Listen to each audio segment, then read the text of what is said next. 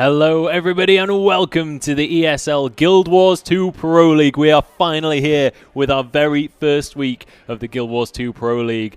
To introduce ourselves, my name is Munchables and casting with me is going to be Jebro. How are you doing, man? I'm really good today. We've got the first week of Pro League, like you say, which is really exciting for Guild Wars 2. We've been waiting for this moment for a long time, guys. I know you're excited in Twitch chat. You can obviously tell how excited I am, as per usual. But yeah, I'm really happy to be here again, ESL in the UK, so at home as well. Yeah. And looking forward to tonight. Yeah, and I mean, this has been a long time coming. The community, the players, us as casters have been waiting for the Guild Wars 2 Pro League to finally arrive, and we are here. And I mean, let's start off by taking a look at the format of the Guild Wars 2 Pro League. Let's take a look at how this is going to be running down over the course of the next 7 weeks. Now, here is sort of the standard setup for the tournament. Obviously, it is going to be Conquest, so 5-on-5, capture and hold points to take the victory. Kills will grant 5 points as well, and it is going to be the first team to reach 500 points will take the victory. Yep, indeed. And if we have, you know, that classic timer game where it's under 500 points, obviously 15 minutes as well. But look, we've got more than 3 maps in our standard rotation as well. Each week we'll bring a different rotation. So some teams are actually stronger on different maps, which is really important to remember, especially as they come up against different teams. So, you know, I can think of examples in my head. We'll talk about that at a later time. And compositions as well. Compositions as well. Yeah, so yeah, completely. We definitely could see different players playing different champions, different styles, and we'll see how those different map rotations are going to affect the teams and affect the standings overall. But let's take a quick look at the overview of our entire season here. Let's take a look how this is all going to be going down and what these guys are playing for. It is a $200,000 prize pool, which is phenomenal. That is going to be shared across North America and Europe. Both regions going to be playing a 7-week season in a round-robin league format. 200 grand. Like we had it is 50, huge, isn't it? We had 50k in the last WTS. We've had 3 WTSs. This is more than all 3 put together and another one on top. That's between the 2 regions, so we know how much money we're going to get roughly as well per season, but then the massive amount that's going to come out from the finals, which is going to be in Cologne, obviously next year when we've got that. But it's so much money compared. We've just jumped up a level, guys. So you need to be hype about this, because I am. For sure. We esports now. We are definitely. But our format is going to be round robin. So each of the teams is going to play every other team in their region in a best of 3. Now, they will only get 1 opportunity to face each team. So that one best of 3 is going to mean a lot in the standings. They're going to have to be winning pretty much 4 out of their 7 games to make it through into playoffs, and we'll see who is going to make it to the playoffs when we get towards the end of the season. But let's take a look at our schedule for today, the very first week of the Pro League. Let's see who is going to be matching up for us. So our first match, it is going to be Car Crashed up against Vermilion. Second match is going to be More Guns Than Roses up against the Civilized Gentleman. The Civilized Gentleman. And then our third will be Orange Logo versus Chaotic Contingency. And the fourth match, Rank 55 Dragons versus Purple Noise. So all in all, we have our pre-qualified teams up against our newly qualified teams from the qualifiers last week. Yeah, and all the guys that I mean, if you're just tuning in for the first time as well and you're thinking, okay, what are they talking about? Last week we had our qualifier, which Joe just said, and 4 teams fought to get here where they are now in the Pro League for another 7 weeks. And possibly in the finals, and possibly in Season 2 in the World Championship, and everything else fun that's coming with Guild Wars 2 PvP.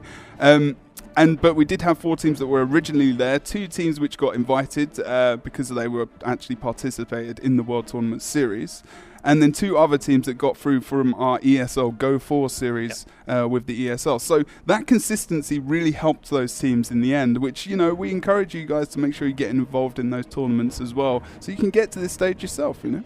Yeah, absolutely. And this stage is the top 8 teams in Europe. Those are the guys that we're going to be bringing to you. We're going to see who is going to make it to our top 4 and who is going to make it to the big money. But let's take a look at our schedule for the entire season. Let's take a look at the dates that we are going to be streaming. Obviously, we do have a mischievous bit of Christmas in the middle of our schedule, so there is going to be a little bit of a gap. We are going to be, obviously, it is the 23rd today.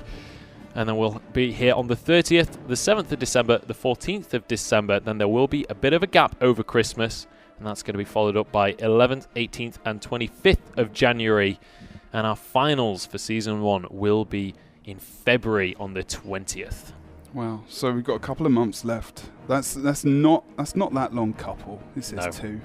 That will a bit fly more than by. 2. It will. It really will. Christmas, everyone, it goes so quickly. All the presents and the fun stuff and the food, and they need a month to maybe get over the holidays and all that kind of. Let it settle in. Yeah, exactly. You know what it's like when you've had a turkey. Lose a bit of that weight that you've gained over Christmas. Yeah. Get your esports skills back, and because even if you have a break in this game, it's quite a high skill cap. You can get good at this game very quickly, but you need to have that consistency, which is very important in any PvP sport game. You absolutely do. And let's take a look at what these guys are going to earn themselves if they can maintain that consistency. We'll take a look at our prizing for the regular season here. So first place is going to be a whopping $10,000 to put in their pockets, and as you can see, that decreases on the seedings. The top 4 will get 7,000 plus, and then even if a team does just fall down to 8th position, not getting a win on the board, they'll still be able to walk away happy with $2,500 for themselves. Yeah, $500 for the season for themselves. If, like you say, if they don't win, and we said this last week, and I think we said it a few times, obviously these teams aren't aiming to go for 0 wins. But I'm interested to see who is going to, the lineup of the table. And we've got predictions by players as well, where they feel they're going to get to at this season's first season. Maybe, they feel there's a build-up to the second season where they feel they're going to be, even more pro, I suppose. Yeah, I mean, that's one of the things as well. Well, yeah, this is the Pro League. They are officially pro. But I guess I got to get used to that. It's such an awesome feeling to be here and, just casting the Pro League. It's so good. I can't imagine how the players are feeling right now. They must have absolute butterflies. They must be just dying to get into these games, as am I. Let's take a quick look at the prizing for our finals, and we'll start to get things underway for you guys. So the top 4 teams that make it into the semis and then into the finals will be up for that £100,000 or $100,000 prize pool. The first place will be $50,000. That is $10,000 per player. That is ridiculous. And that's on top of, where they came first or second as well. So it's, it's a lot of money for these guys, especially based on the other tournaments that we had before. Yeah. Like I was saying before, WTS was 50K for everyone. That went, 25K for winner. So it's double already in those finals. Yeah, so just the top prize is that entire prize pool. So it is a step up for sure. Oh, God, we'll see. And now we'll just bring up our final slide, which is our social media. If you want to keep watching throughout the season, and I would recommend you do, because this is only going to get better the longer it goes on, you can find us on Facebook, Twitter, and YouTube, and that's where you can find all of the VODs for the games. But speaking of the games, let's start to get things underway. First match of the day, it's going to be Car Crashed up against Vermilion. Now, as I said before, this is our newly qualified teams up against our pre-qualified teams. Vermilion, one of our already qualified teams, they're going to be feeling confident going into this one. But we actually have an interview with Super from Car Crashed, and we've got a couple of snippets from that, and we'll see how he's feeling heading into this matchup. For the first season of the Pro League, we are aiming for 4th, but that's pushing it a bit. I would say we will probably end up around 5th or 6th at our current skill level.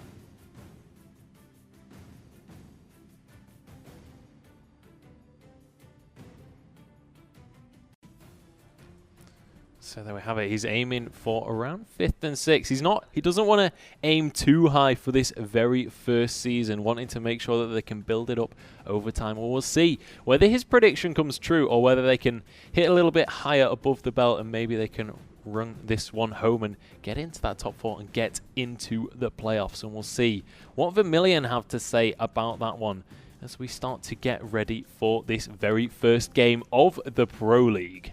Indeed, yep. I'm excited to. At the moment, we've got Car Crash playing on the red team, Vermilion on the blue team. And I'm not sure how this is going to go, in all honesty. This could be it could potentially be one of the tighter games series of the day, actually. Car Crash, 4 guys that have played across the lands. We've got the WTS, which, of course, Blackjack played in, who was with Orange Logo. We've got 3 of the guys from Car Crash that played in our very first PAX Invitational tournament as well. So they've got a lot of experience in these high-pressure situations, which it may have been a little bit of the edge that they had last week. I know they're not in front of a live crowd, but it's that experience of, the pressure that you're under to get in that situation. Because last week was win or bust almost to a degree. They have to wait until the next season to have their chance to get in. But, anything could go today. Anything at all, depending on nerves as well. And I think one of the things as well about this very first series is this kind of sets the tone, doesn't it? This is the first kind of, it feels a little bit sort of David versus Goliath. The pre-qualified ones, the ones that everyone is kind of rating really highly, up against our newly qualified teams. This could set the bar for our other newly qualified teams as well. We'll see if they can match up to what Car Crash are able to accomplish here, or we could see Vermilion putting down the foot and laying down the law. We'll have to find out. And let's get on to our first map. It is going to be Forest of Niflhel. We do have an intro for you guys. In case any of you guys are a bit newer to the Guild Wars 2 scene, let's let you know what this map is all about. Welcome to the Forest of Niflhel. In this conquest map, players will vie for control of 3 score-generating capture points. Additionally, on each side of the map, there are 2 bosses that grant 25 points and a bonus to all stats to the team that lands the killing strike. The first team to 500 points wins. And here we are on the Forest of Niflhel for our very first game of the Guild Wars 2 Pro League. It's going to be Car Crashed up against Vermilion. Jebro, take it away. Talk me through the builds that we're going to be seeing here. Okay, we've got the regular team. Car Crashed, as Joe said just now, he's going to be playing with the Great Sword and Exotic, then the Staff as well. This is going to be the Druid, and he's going to be playing a very sustained and supportive build, but going for Beast Mastery as well there. And he's going to be great in team fights as well as 1v1s on side points as well. Could get +1 in those side fights. Even in 1v2, he's very, very sustainable. We've got Blackjack coming out as well. Going to be playing Elementalist here. He's going to be playing Tempest as well. So he's going to be obviously, again, very sustainable build. Susceptible to conditions at some points in time as well. But Focus really helps him to get rid of those conditions. Going with Earth, Water, and of course Tempest as well. Trying to get someone. He's not actually going to go for Powerful Aura, which is very interesting in itself. I think he might switch that over. We'll have to wait and see later on. We've actually got Super playing on Mesmer today. He was playing Engineer and normally is playing Engineer as well. Looks like he's going for this Bunker class that we're seeing coming out. The Hellseth's made so very popular recently. The amount of boons that come out from this build are absolutely amazing. Different variations as well could be brought to the party. Durability is going to be the rune that he selects today, and go for Portal to be a little bit more mobile for the team. Very Bunker support build this is indeed. Then we're going to go with the Dragon Hunter, who's going to be another Sam. We're just going to call him Sam as well. A lot of damage can come out from this build as well, locking down your opponents with such abilities as Hunter's Ward. He's actually going to go Renew Focus rather than Dragon's Maw, the Elite Trap, which can be very, very good in team fights as well. He's going to be a man to look out for, and you'll probably see me in his perspective quite a lot. Posey, he's going to be playing a Necro. What else is he going to be playing? He's going to be playing Scepter Focus with the Staff as well. He's also going for the Carrion Amulet there, as well as the Rune of Aristocracy. So he's going for Condi, who's also going to be building up Might Stacks through his Signets as well. And he's going to be going for Plague Form there as well. Kind of surprising maybe he might be using that. But he's also going to go for Reaper Shard. Sometimes the option to go for the Shout could be quite strong as well. But I feel like they might switch some of these things around. But also Plague, very, very tanky as well.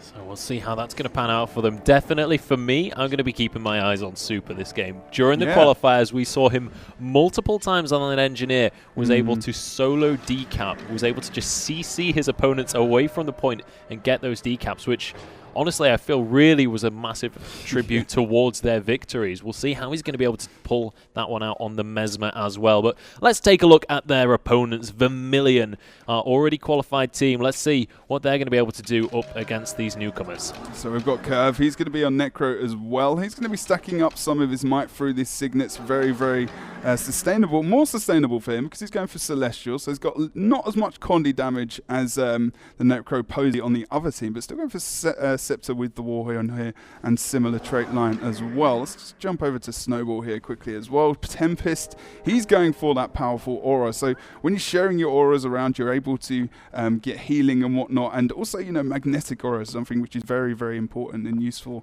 as you're able to reflect a lot of those shots which come out from another Sam, and his damage is going to be very, very powerful indeed. Alcor is going to be our next player, normally playing Druid. This is what he's going for today. We've seen a lot more people going for that marksmanship line as well. In the traits, you might see him being a little bit more solo, actually, because he's going for a little bit more of that. But because we've got the Ellie and the Druid, they don't feel that they need so much sustain. Maybe we can see what's coming out from RG here. Sorry, double check that Alcor is running what amulet and whatnot, because I know people will probably want to know that. RG now is going to be going for the Marauder, and with strength, he's going full ham. He's going, oh, you love it. I love it when they go ham. That's my best thing to see. I just wish he had the Berserker amulet. That would really be the cherry on the cake for me. Well, you might find that in Triffin in a moment. Alchemy, as well as Inventions and Scrap here, it's very sustained through this trait line, as well as also from this trait line as well. And Alchemy getting some protection, also some HGH with his might stacking ability there, and the extra heal coming out from Inventions, of course. We'll go over to Triffin, who is playing the Revenant as well. He's going for Devastation, Retribution, and Herald there as well, as he is going for Zerker there with the Durability Rune and the Sword Shield and Staff, which we're seeing so much of. Staff very good in terms of his disengage capabilities as well. But we are ready to get on with this first game ever of the Guild Wars 2 Pro League. The very first game of the Pro League. We're ready to get things underway. We're just going to double check that all the players are ready to rock and roll, but I believe that they are.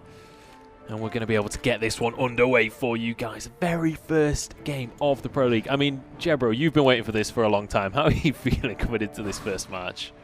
It's almost overwhelming, because it's been like, I mean, two and a bit years now I've been casting for, and I started out on the ESL Weekly Cup, where we didn't have that many people, you know, interested in the scene then, and now it's, you know, it's grown and it's blown up as well since Heart of Thorns as well coming out, the expansion for Guild Wars 2. So it's very exciting to see it at this point of the life in Guild Wars 2. It's only going to get bigger.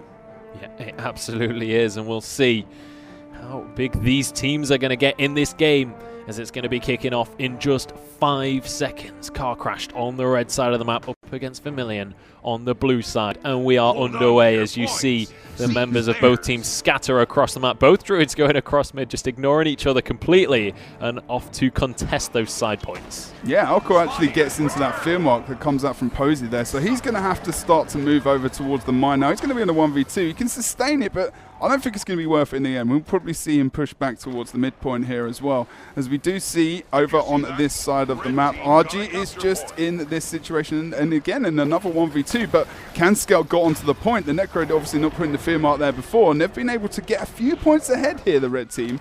But will they be able to get the kill on CanScout? That could be the difference, because he can't disengage at the moment, but we might see Super potentially moving back over towards the henge node to support him, but I don't think so quite yet. We'll have to wait and see. We will have to wait and see. Fantastic start, though, for Car Crash. They were able to just cap that mine for themselves and not allow anything else. Alcor does go down into that down state. He's going to be rezzed up, but he's going to be focused down once more. And you can see across the blue team, health bars starting to get a little bit lower. This fight starting to look a little bit in favor of Car Crashed. Well, nothing too crazy just yet. Couple of skirmishes going on at the side points as well. And neither team really able to get too significant of an advantage. Car Crash have lost the mines again, so it is just a 1 cap advantage in favor of Vermilion right now. CanScout so low, as we're going to see Curve go down. First kill of the match going to go over to Car Crash. They're getting all the down states at the moment, and look how pressurized they're being on this point. They had 2 very sustainy builds over on that node as well. They're going to probably get Alcor here as well, as Sam tries to come over range, tries to take him out just by using that first skill, and it takes him out from range as well. Good job from him. Can they solidify this? He gets the nice port on as well, puts the AoE pressure down onto Alcor.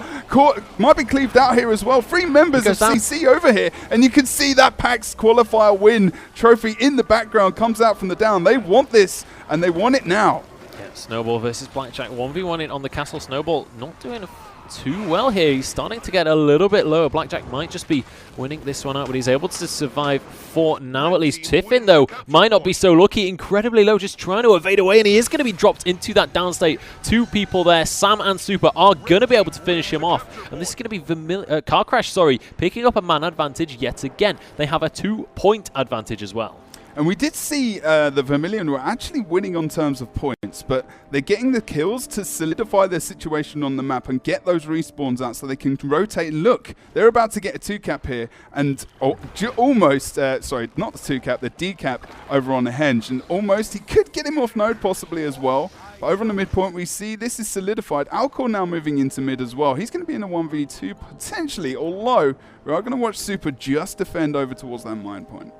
Yeah, we are indeed, and actually Sam being chased out by 3 people here. He's going to be trying his best to just get away from this one, but he's stuck kind of between a rock and a hard place, just desperately trying to get to the rest of his team, and he will be successful in doing so. So now with a little bit of reinforcement, he's going to be able to turn this fight back around. Curve getting incredibly low, as is Argy, and actually it's going to be Sam who's so close to dropping down, and he will go into that downstate. Can Scout as well, incredibly low. Curve going to be using that life force to keep himself alive, and Sam does eventually go down after surviving for so long. Blackjack as well, knocked into that downstate. This is not looking to be a good fight for Vermilion. Not at all. Well, for Car Crash at the moment, but it's looking pretty good for Vermilion. But the thing is that Necro when he's in downstate, when the Necro when he's got someone in downstate, puts that that massive amount of stacking of poison, there is hardly any chance they've got of getting him back up. So, you know, they won a lot from that point. And actually, their patience, even though they're losing at the moment, is really going to pay off now, because you can see the map changing hands. We've got contestation everywhere. Red team are going to start to respawn. They might want to get someone over here, actually, potentially to help Sam, because he's not going to last forever versus Alcor. And I think we're going to see the Necro coming in as well. Triffin comes in for the kill as well to try and get this quite quickly. But blue team, look how quickly that has changed around. 2-cap in favor now of Vermilion. Yeah, absolutely, and they're looking for the mines as well. They're in a little bit of a skirmish. Sam is going to be knocked into that downstate, and actually they're kind of winning out this skirmish. The res going to be trying to come out as fast as possible. Nag going to be knocked away from that one, and Sam so incredibly low. The res coming through once again, and he is just about maybe going to make this one out. I can't even call it right now. Nag is being focused down while he's trying to get the res. Sam is going to get back onto his feet though. Yeah, there was not enough cleave there at all. And Posey using the plague form for the res was very, very powerful. And now they should be able to hold this point. But they don't want to get sandwiched in here. They don't want to be put into that corner. And we've actually got Car Crash starting to move over towards the other side of the map, as now Vermilion have taken almost a 30-point lead. They need to start winning some of these fights, potentially taking out Curve on the side. Can Scout and Blackjack should be aiming for that as well. So they do try to get some contestation here. Triffin as well over on the mine. We're looking to see which target he's going to pick up. Probably Posey, because Posey is dropping quite low here as well now. He does get some healing support coming out and some boonage coming out from, of course, the Mesmer, but he just get dropped. Triffin is going to try and cleave as much as possible here as well. Sam tries to drop his traps to help out, but we are going to see Alcor drops quite low himself. The res comes out, and that's a good amount of survival from Car Crash, but look, we've still got the lead coming out significantly for Vermilion here. The question is, did Vermilion overextend to get that one? Alcor went incredibly low, but he's able to top himself back up relatively well, down to just 4,000 HP though, as he just tries to kite to the side. He's going to go down to dots. He is going to fall in the end, and now you see Sam coming over just to try and finish him off. So we are going to see the man advantage come out here for Car Crash. And there is a pretty significant point advantage for Vermilion so far. But if Car Crash can continue to fight like they are, in fact, the middle point is going to be decapped. This could go in favor of Car Crash. They might be able to pull themselves back towards the point score of Vermilion here. It's going to be a 2v2 on the keep here. They need to make sure that they can potentially... They're not going to go for the decap over on the Henge quite yet, but they do get the kill on Snowball. So now someone can stretch over towards the Henge potentially. Or are they going to go for the momentum and keep this going as it is and go for the mid-cap and try and get the kills there and try and snowball the map in that way? Look, they're trying to go for the kills on Triffin. Again, Car Crash going for those kills, but is it paying off for them at the moment? Mesmer backs off towards the mine, watching out for the cross from Triffin. They know he's not there. They also know the Ellie isn't there, but now he's pushing actually to mid. This is a mistake coming out from Car Crash right now. They're going to snowball and get the kills here potentially, but at this stage of the game when they're 100 points behind, they can't lose these caps so easily, because if Vermilion can come back like they did before, this is extremely risky. And I'm kind of surprised that Car Crash have done that right now, unless we see a portal coming out, which we have done. Look at that timing from Super as he comes back over to no, but it's too late. He's got the cap already, and unfortunately, I do think that Car Crash got a little bit too keen there with their rotation over to mid. Yeah, maybe had the blinkers on their eyes there, a little bit too much tunnel vision. It is going to be Vermilion with the 2-cap advantage here, and they're starting to rack up a bit of a point advantage. 100 points in favour.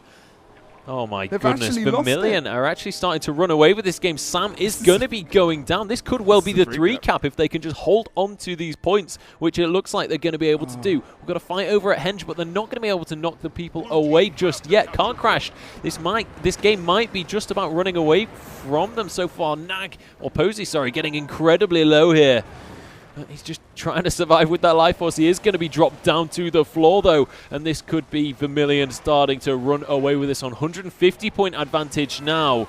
And just superb map play so far coming out from Vermilion. I mean, they're literally being patient as well, and to a degree.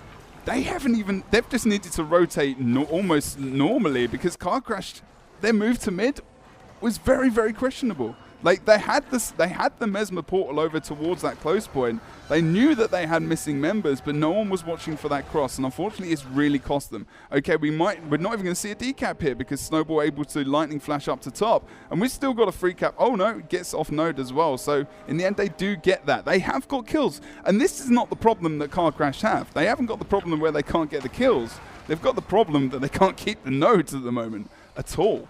Absolutely.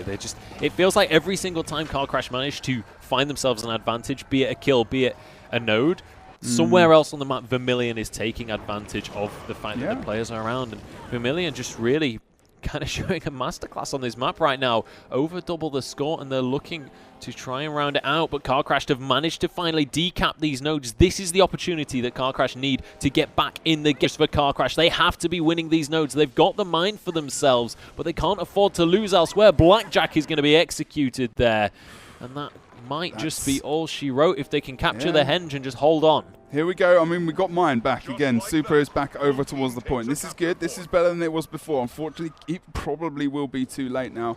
But we are starting. It's still 4 minutes. There's a slight chance they could come back, but not if they've got that node. And they are deciding to pull the boss, the chieftain, over towards you. Can pull the boss quite far, and RG's going to go for that solo kill there. Can easily survive that and get that kill, of course. We can scout in the down state. Posey full dead as well over on mid keep. Car Crash have got a lot to think about in the second map. Yeah, absolutely, and I think this is really the part in the game where Car Crash will be sort of thinking, okay, map 1 didn't quite go as we would have liked, but the first sort of 2-3 minutes of the map was so even. When we got to kind of 100, this score was what, 150, 150, something along those lines. Yeah.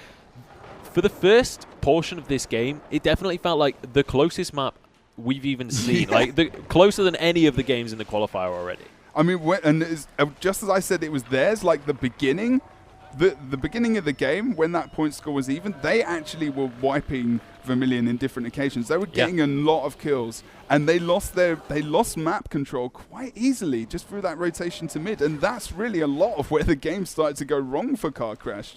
Just some of these rotations, because Vermilion, you know, like you say, they almost sat back to a degree, they regrouped, and they almost let Car Crash rotate in a, you know, not the best way that they could. They just waited for Car Crash to make a move and then made the counter move to that. Just read what they were doing and just reacted accordingly. That is going to be the first game going over to Vermilion. Massive congratulations, taking our very first victory. Look at that, the point score there. There's the kills wise as well. Yeah, that they got so many kills, but map control wasn't there for those guys. Yeah, and that is going to be the first game going over to Vermilion. So Car Crash got a couple of things to think about heading into the second game of this series. But honestly, with how well they did in the first portion of that game, this series is by no means over. That, I mean, that was the closest. I already said that was the closest game we've seen in the qualifiers and in the Pro League in general. The first game already being that close for the first portion. This second game is definitely going to be one to watch. Yeah, looking forward to it. Looking forward to it. Got Faux Fire coming up next as well. So hopefully for Car Crash, they can bring us back something in this game. And watch out for those rotations as well. Make sure that, you know, they're able to get back through that portal, back onto that node as well. And whether or not we're actually going to see maybe comp changes, because that's likely as well. Super playing on Mesmer, normally playing on Engineer, of course. So it's interesting to see that rotation up. Getting the kills, but now they need to look at the map. Yeah, they absolutely do. And we'll see how they're going to be able to pull that one out on the Legacy of the Faux Fire. That is going to be our next map. We do have a little bit of an intro for you guys in case any of you are new to the PvP scene. We'll show you guys what's going on Legacy of the Faux Fire. A throwback to Guild versus Guild from the original Guild Wars, the Legacy of the Faux Fire has teams vying for control of 3 score-generating capture points. Locked away within each team's keep resides the Guild Lord. Killing the enemy team's Guild Lord will grant your team 150 points, potentially swaying the outcome of the match. First team to 500 points wins. And here we are on Legacy of the Faux Fire. And let's take a look across these 2 scoreboards. Super, going to be running with that Mesmer again, not dropping back to the Engineer, deciding to run with pretty much the same build, or the same composition at least, that they ran with last game. You've never seen a Mesmer be a bunker really in Guild Wars 2 PvP in any competitive way at all. Kind of got to give credit to Helsef to a degree to making it popular. Got to throw that in there somewhere because, you know, he played it in the Go 4. He's played it recently as well, and now it seems to be like it's coming slowly into the top tier meta. At the moment by Car Crash, as well as TCG possibly. We haven't seen them. We'll see them later tonight, whether or not he's going to use that. But you're going for the portal here to offer up more mobility so he can tank on nodes and hold those caps if he should so need, and then get +1 later on. Unfortunately, we didn't see amazing map rotations coming out from Car Crash. They can get the kills. They just need to make sure they're looking at the nodes. It got better towards the end of the game. But I think Vermilion, they seem very calm and quite collected, and their rotational play based around, you know, how Car Crash, which you know, to a degree has got to be credited as well, is very good. They're able to get in those positions. I think RG is probably quite happy that he's playing on Marauder. Is he still playing on Marauder? Let's have a check. Yes, he is indeed. So he's not even going for Holbrack here because he's got condition reduction here coming out from Adaptive Armor as well. But he's been very effective, and he's doing a good job on map. Triffin, fantastic. Snowball support is exemplary. Curve is doing a great job with the pressure, and you know, we've got the Ellie and the Necro together is so powerful, as well as putting the a Guardian with that. We haven't got that on this team, but there's got a great team comp coming up here, and we got it on more sustain really coming out from the Reds. Okay, so we'll see whether the kind of high damage or high sustain style is going to come out on top. One thing I'm really excited about on this map is the 2 Lords that are available. We didn't see any of the teams taking those Lords away during the qualifier. I would love to see some kind of clutch Lord plays. Obviously, you do get 150 points on the board if you're able to take that Lord away. So we'll see whether either team goes for any clutch Lord plays, if we see anyone trying to go for any kind of like solo Lords or 2-man Lords or anything crazy coming out in this game. We'll see. I mean, if you're Car Crashed right now, you've just lost the first game of the Pro League. They didn't lose a single game during the qualifier, and then they've come here and they've just lost their first game in the Pro League. Maybe this is the opportunity for them to maybe make some riskier plays to try and get themselves on the board here. Yeah, because especially, you know, Vermilion, like we were saying before, they're one of those teams that were already here. So there's already some pressure, you know, to beat these guys. And I think, you know, in their minds, they're maybe not expecting to beat any of those 4 teams. Maybe they feel like they've got more of a chance versus the other qualifiers. Still very early, but I feel like they could beat Vermilion. And I actually, you know, I feel both ways about these teams, but it's on the day.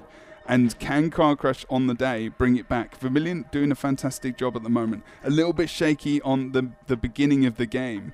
But they came back well. They held it together. They had the composure there that really, really came out, and the experience as well, which was, in the end, very, very useful for them.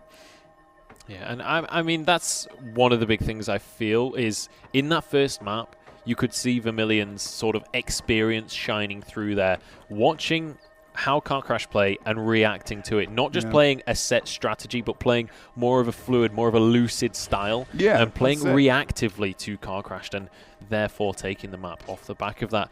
Maybe we'll see Car Crash changing their style up a little bit on this one. We'll see whether Vermilion are going to be able to read them as well as they did in the last game. Let's take a quick look. Have we got any changes to the builds? Anything crazy coming out in this one? Not massive changes at all, really, to be honest. We'll have a look at Can Scout again. Well, Can Scout, I'm pretty sure, actually, let's jump over to Alcor. I think he was playing for marksmanship there, and we've got Sam still playing Dragon Hunter. He's going renewed focus, as we mentioned before. But no, we're still going for the same builds. We're just waiting for these guys to ready up, pretty much. The shout coming out from Posey with Suffer, of course. With that Chill very powerful for the Necro with the Reaper line as well, of course. Chill now doing damage. Didn't do damage before, but now Necros have that additional condition to bring out. He's still sticking with the Carrion because they need the extra damage coming out from the team. Because we've got, you know, Mesmer tank, Druid tank to a degree. He's got some extra damage there as well. But, you know, Blackjack, there's not a massive amount of damage coming out from these guys, but they can still really put it out when they need to. Yeah, absolutely. And we'll see whether they're going to be able to pull it out when it comes to it, when we get onto the map, and it's going to be in just a couple of seconds. Here we go. Car crashed once again on the red side of this map, and Vermilion over on the blue side. Vermilion already with a win on the board in this best of 3. Car crashed. They have to take this map, or they are going to be going into the Pro League with a loss for their first game. Indeed. So let's have a look at this map rotation now. As we go over towards the waterfall, we've got RG in a 1v2. Doesn't want to be in that situation. We've actually got Super here as well. They've gone for a really far rush here as well as also the blue team. And now this is the thing. Can you disengage from this and survive? If they can, RG does successfully, Can Scout does. And that's very important. They get the cap each side. They don't want to lose members. So this is really good at the moment. Now mid, we see both teams start to collapse on it. What are the red team going to do here? Are they going to watch out for that side point? We've seen Supra's got the portal out as well, and has been used to transport people back into this fight if they need to, and maybe even himself back over to Waterfall. But Car Crash, you can see moving back now, just being quite defensive as well. And we see a 2v2 going on at the Waterfall currently, and sort of 3v3 over towards that midpoint. The quarry is just going to be completely empty right now. Nobody going for that one. Be interested to see whether Car Crash do send anyone to go over towards that, or whether they just stay in these skirmishes right now. It is a 1-for-1 so far. Car Crash 4 points in the lead. Not too great of a lead to write home about, but we are going to see a bit of a battle going on around the middle of the map. It's kind of moving away from the node, though, so these teams have to be careful on this one, making sure that they do not step too far away from the node. Sam actually going to be the focus target here for Vermilion. They're trying to take him on down. He's going to be topped up just a little bit, though, but he's going to be dropped to the floor in just a second. Is anybody going to be there to get the res? A nice knockback comes out. Blackjack as well going to get incredibly low as Sam falls. Blackjack down to the floor. Alcor on the other side is going to be able to top himself up, and it's a man advantage for Vermilion. Yeah, but are we going to see the Mesmer comes in, going to roll that feedback? Can Scout actually disengages here to a degree. Maybe he could have got back in there. Just another Sam down. This is okay now. Blackjack is up. Can Scout checks the back point as well, and is still trying to move on to Posey as well as he goes up towards the top. Comes back down as well to try and get some support from Blackjack, but he gets run over. Literally, you see people piling over his corpse. Triffin comes in for the extra damage as well. I think that's going to be it, as you see that Heart of Thorns Deer finisher coming out, and they're looking for the upkeep on the kills. Super goes down next. They're really rolling over this, but look, Car Crash have run around the back of the map, and they've gone for the decap over on Quarry. Now Blackjack can regenerate hopefully here for himself. He goes down because the conditions were massive, and he's got to be careful now. Sam is going to get feared. We are going to see, look, he comes out with the Reaper. He can get those stacks of poison on when he needs to, and Sam needs to be careful what he does here, because he's not going to survive if he goes for the res. Vaporform comes out as well, and that's going to be big. They got the decap at the very least. That's not so bad. Can Scout retreating back over to the Waterfall. This is better from Car Crash. It absolutely is. They managed to get the decap on the quarry, but can they hold on to this one? Obviously, Vermilion managed to get the middle, but Sam is already down onto the floor. There's nobody coming here to res him, and he's going to drop once again. Vermilion taking the man advantage here. They're battling away over at Waterfall, and it is going to be in the hands of Car Crash still. The decap hasn't come out as Nag just trying to get away from this one. Can Scout going to be dropped to the floor as well. And I mean, across the board so far, Vermilion just winning out in these fights. If it was Team Deathmatch, they'd be miles ahead at this point, but it's going to be Nag incredibly low. The res going to come out to Can Scout. He's not quite up though, and Nag is actually going to be dropped to the floor as well in just a second. Is it the commentator's guess? He's alive on 199 HP. OP, Posey OP, confirmed. Super now, very, very low over towards this point of the waterfall now. Congestion on the nodes, but they're looking like they're going to lose some of these fights. They need to move back into the map. We've seen Posey and the rest of the members moving back over towards the quarry now as well. Hunter's Ward comes out from Sam, which really does pin down these guys on the side of the node. They need to try and get out some of these kills here. Sneak Gyro as well, very low.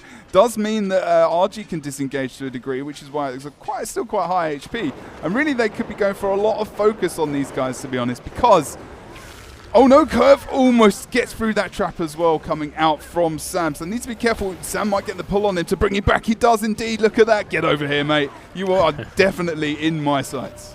Yeah, he certainly is. Oh, the damage! Can Scout down! Just gets dropped down. Super's going to be falling at the other side of the map as well. Can Scout not going to be able to get back to his feet. And again, Vermilion just winning out on kills here, and you could start to see the score reflecting this. Can Scout still in that down state, but he's not going to get back up, as Sam is going to be dropped in the down state as well. We're seeing a 3-man wipe here in favor of Vermilion. Just Posey and Blackjack left. Super only just respawned, and Vermilion are just taking control of this game. They've got to be careful here. The free cap is going to come out very, very shortly when they eventually get the kill on Blackjack. Now, what are they going to do? Are they just going to let them kill more? They're regrouping. They're being calm. So we will also be slightly calm as this happens, but also very hyped because the free cap is real for Vermilion. They're making a statement really early on in the Pro League. In our first series, they're a 100-point lead ahead of Car Crash at the moment. Yeah, and I mean, Car Crash looked so strong during the qualifier. Vermilion just really dominating this map right now. We're going to see both druids over towards the waterfall in that 1v1, and then just skirmishes across the map here. I wouldn't imagine either of the druids going to be able to do much anytime soon on that one. But the quarry is going to be an absolute bloodbath here as we see a 3v3 skirmish kicking off. Mesmer and Necro on their way over to turn it into a 4v4. Yeah, Super. Let's go into his point of view now. He should be able to bring... He's got Portal as well, so if they want to try and double up and get back over towards the midpoint, that's going to be something very, very useful for them to do. Although, look, they're moving. Look, they're not being too ballsy here. That's for sure. They don't want to lose the map. Everything is on the line at the moment, in Pro League. Every game is important. You don't want to risk everything just to get the game over and done with. You want to be cautious and calm, and maybe even support Alcor potentially as well. But the thing is now we are still 5v5, so they don't want to support in a situation. They don't need to. They let them have the cap, but the thing is they maybe even held a little bit too strong there. RG did go down, and that seems like a target which would be a better pickup, really, actually, for them, going with that Marauder Amulet. Yeah, so they're going to be able to finally grab a kill for themselves, grab themselves a man advantage for a little bit, and we'll see what they're going to be able to do with this, if they're going to be able to decap this graveyard in the middle of the map. Like I said, man advantage in favor of Car Crash for now, but Argy is back in the fight. Snowball is going to be dropped down. Vermilion, a man down. Can they get the res onto him? That's the question. Posey getting incredibly low as well. He's going to have to play this one a little bit safer here, but Snowball is going to be pulled back to his feet, and now Posey just surviving on that life force right now. Can Scout as well, but Sam with boons to boot as well. He's going to be just about fine, and the fight continues. They need these kills fast, and that was really, really good from Car Crash. So many interrupts. You saw them while I was in Snowball's point of view. He couldn't do anything. He was in that overload, and I don't think he's running the stability with that. I'm just going to have a quick look because I want to. He's not indeed, and that is the problem, He wasn't able to get all that support off that he needed, but sometimes it's more beneficial to go for the trait above. Three caps come out. Yeah, still got the free caps sustained so hard, and they've not been able to defend those caps again, leaving them in a point where they've lost map control. They get so focused on one node. They've lost Posey as well. This could be the beginning, if not the end, beginning of the end. I feel like it's over already. Another Sam downstated. Posey down completely. Free cap across the map. Let's have a look at it. They've got every single node in their control at the moment. Nothing's going to happen over on the waterfall. It's close to decap. Alcor has solidified himself right against that gate, so he's going to be absolutely fine. We are going to see the decap coming out on Quarry. I feel like it's, we're both making that face where we feel like this is definitely over, and this is a strong performance from Vermilion. I want to see Vermilion just go for the Lord now, just to end the game in style, just push out and go for Ultimate the Lord. swag style. Let's do this. Go for the swag. Can they? No, they're not. I don't think they're not going to do it for you, Joe. No, I don't think they are, mate. Just send them a whisper or something. Do it next time. But now Triffin, these guys have done a great job. I haven't really focused too hard on Vermilion players, as I've noticed just now, because I'm looking really at Car Crash, something different coming out from them, because this is almost, Vermilion have been building and building and building the momentum over the last, 4 or 5 months. And they've just improved and improved. And I feel like they've been scrimming a lot. Obviously, these guys are scrimming a lot. But they're doing a fantastic job in this game. DCAT comes over on the waterfall in the end. But 460 to 128 points for Car Crash. Feels like, doesn't feel like it's pretty much over at the moment. Yeah, and I feel like, another sub going to be dropped down once again. But just Vermilion.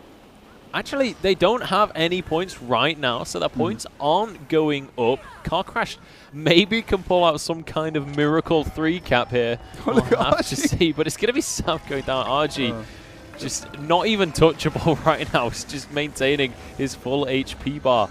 Well, he's in a 2 versus 1 as well. He's just happily holding on to that point. They could get this. This is a really good matchup as well. Then leaving the Necro versus RG, because Engineer's still very susceptible to conditions. Even though you've got that extra negative condition duration coming out from Scrapper, there's still always going to be not the best against conditions there. He's got a little bit more removal, but Kanscout feels like he's going to get outnumbered here as well. So, because they 2v1'd over on that point, we've still got contention.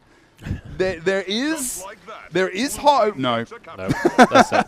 Hope ejected and gone. There is still hope. 2 cap immediately.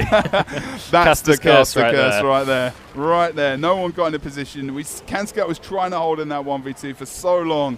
Obviously, it's only a certain amount of time that can happen, and we're just waiting for the clock to run out as we hit 500 points. That is game and series to Vermilion. Game, set, match over to Vermilion, taking the first best of 3 in the Guild Wars 2 Pro League with a commanding 2-0 score. So really well played by them. And honestly, I feel kind of the story of that series was shown beautifully during that second map when we saw Vermilion. They got the waterfall and the graveyard. They had the 2 cap. They were kind of going towards the quarry, but then the split second they saw Car Crash try and back off, they didn't commit, they didn't overstate, they didn't over-exaggerate themselves. They just backed away, held on to their points, and held on to the lead. It was important. They could have, like you said, they lost RG. Yeah. They almost pushed it, held there too long, but they were able to hold it again. And the 4 players on the map. And that's the sign of I'm not saying that Car Crash aren't good, but that's really a sign of map control and sustain on the map as well. And being controlled and just, cautious, holding back a little bit. But Car Crash just couldn't get round them, They couldn't finish them either. A lot of the times. Yeah, we saw a lot of members from Vermilion going down, but then there was always someone there to help them up. There was always someone there to protect them. And I think, by no means is this discredit to Car Crash. They've played a phenomenal game, but I feel like it's the difference between a good team like Car Crash and a great team like Vermilion. Yeah, at the moment, they know they've got some work to do. These guys have been out for a while, and that's what we mean about consistency. They've been back for a bit. They had about a year's break or even longer than that. So we're looking forward to seeing them in their next series next week. And before the series started as well, we heard it was Secret talking to us, and he was saying they're not aiming too high for this season. This season is kind of their warm-up almost, getting themselves on the board, getting their names known a little bit, and getting that team synergy running. Vermilion have been a team together for a long time now. They have that synergy, and you saw that in those games. And Secret was saying he was aiming for 4th or 5th, so he's going to be needing to beat sort of the other newly qualified teams rather than sort of the big names potentially. We'll have to see as the tournament pans out over the course of this season. We are going to be heading into a short break though, but do not go anywhere, because when we come back we will have more guns up against TCG. Whoa. We'll be bringing that series to you guys in just a couple of minutes.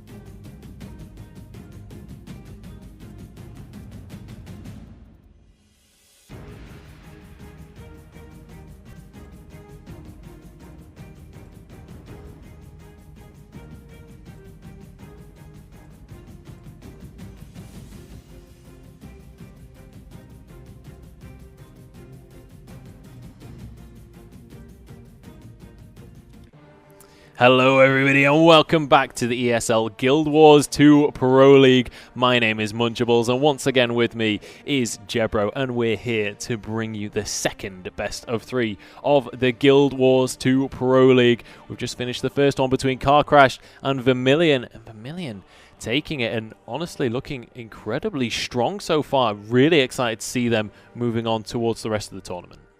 Yeah, I mean, they gave Card Crash a bit of a whipping there really, as well. Not the best phrase I could have used, but it felt like it, you know, especially towards the end of the game, getting numerous free caps as well.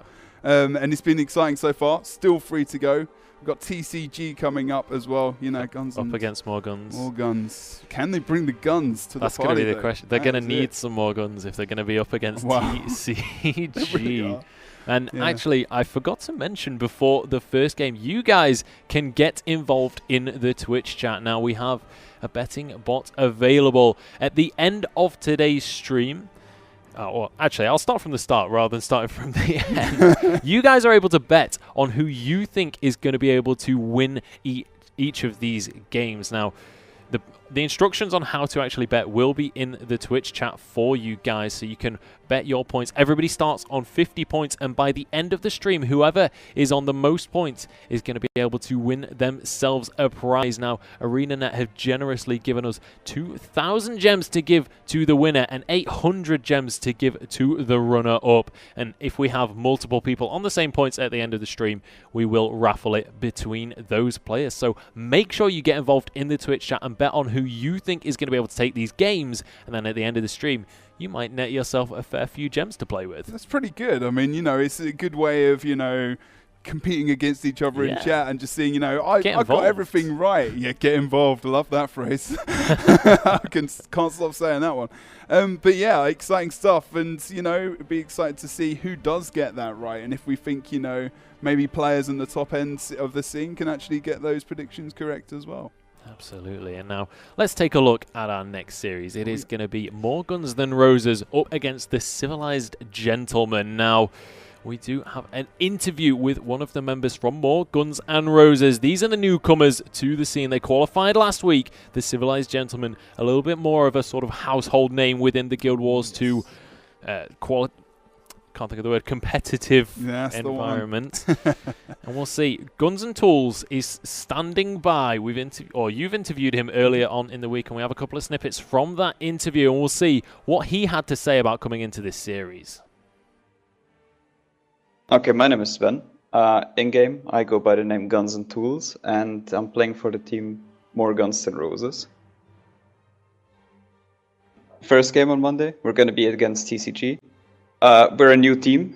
We don't have a lot of experience. We didn't scrim a lot of the top teams, and TCG obviously is one of the most established teams at the moment, one of the most solid ones with a lot of good players. So we go into it.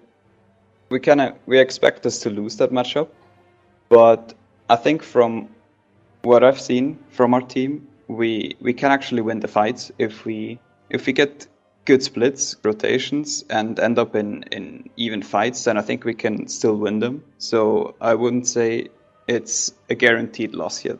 It's going to be good games at least. Well, most nervous, I would go with rank 55. Just because, in my opinion, they have the strongest lineup player-wise. Like, it's even if we rotate good, even if we have good matchups in that game, it's still like they have so strong individual skills that I would say that's actually the scariest opponent. Well, I would say we get at least to 5th, but I can also see us getting the 4th place. If we take a game over TCG or maybe Vermilion, we could get 4th as well. So I would say between those two. So there we have it. Another team aiming for 4th/5th. And I mean, he said himself, TCG could be one of the teams that these guys are looking to beat to put themselves up in that 4th position. And rank 55 Dragons seem to be the team that these guys fear a little bit more than the others. And talking to Sven in that interview to Guns and Tools, of course, he was talking about the fact that, they've come together really like about 2.5 weeks ago. Yeah. And that's quite big. But also, TCG, they haven't been practicing, but they're practicing a lot together as well. But they're still, I would still call them a newly formed team to say, compared against, say, Orange Logo, who are completely, those guys have been together for so long. Obviously, we've got a change up. We've got Freylina, who's now playing on TCG, and Frostball, who's gone into Orange Logo to replace him. So, we have changes. It's very much like that in our scene, people changing between the top tier teams, and it's going to be exciting to see whether or not More Guns can bring it to TCG, because this is one of the teams you want to beat, guys. If you're going to go into the Pro League and you're going to make a statement, day one, you can beat TCG. Other teams are going to be fearing that from the offset. That's how you make your mark. Really, that's how you come in and say, we are here to stay and we are here to earn ourselves some money and potentially make it over towards the playoffs. And we'll see if they're going to be able to do so. But we have just about all of our players onto the map. We're just waiting on one more player from TCG to hop onto the server, and they'll be ready to get everything underway. Now, we went through our map rotation earlier on today. We are going to be starting the best of threes, all of them starting on Forest of Niflhel. So that will be our first map for everybody today.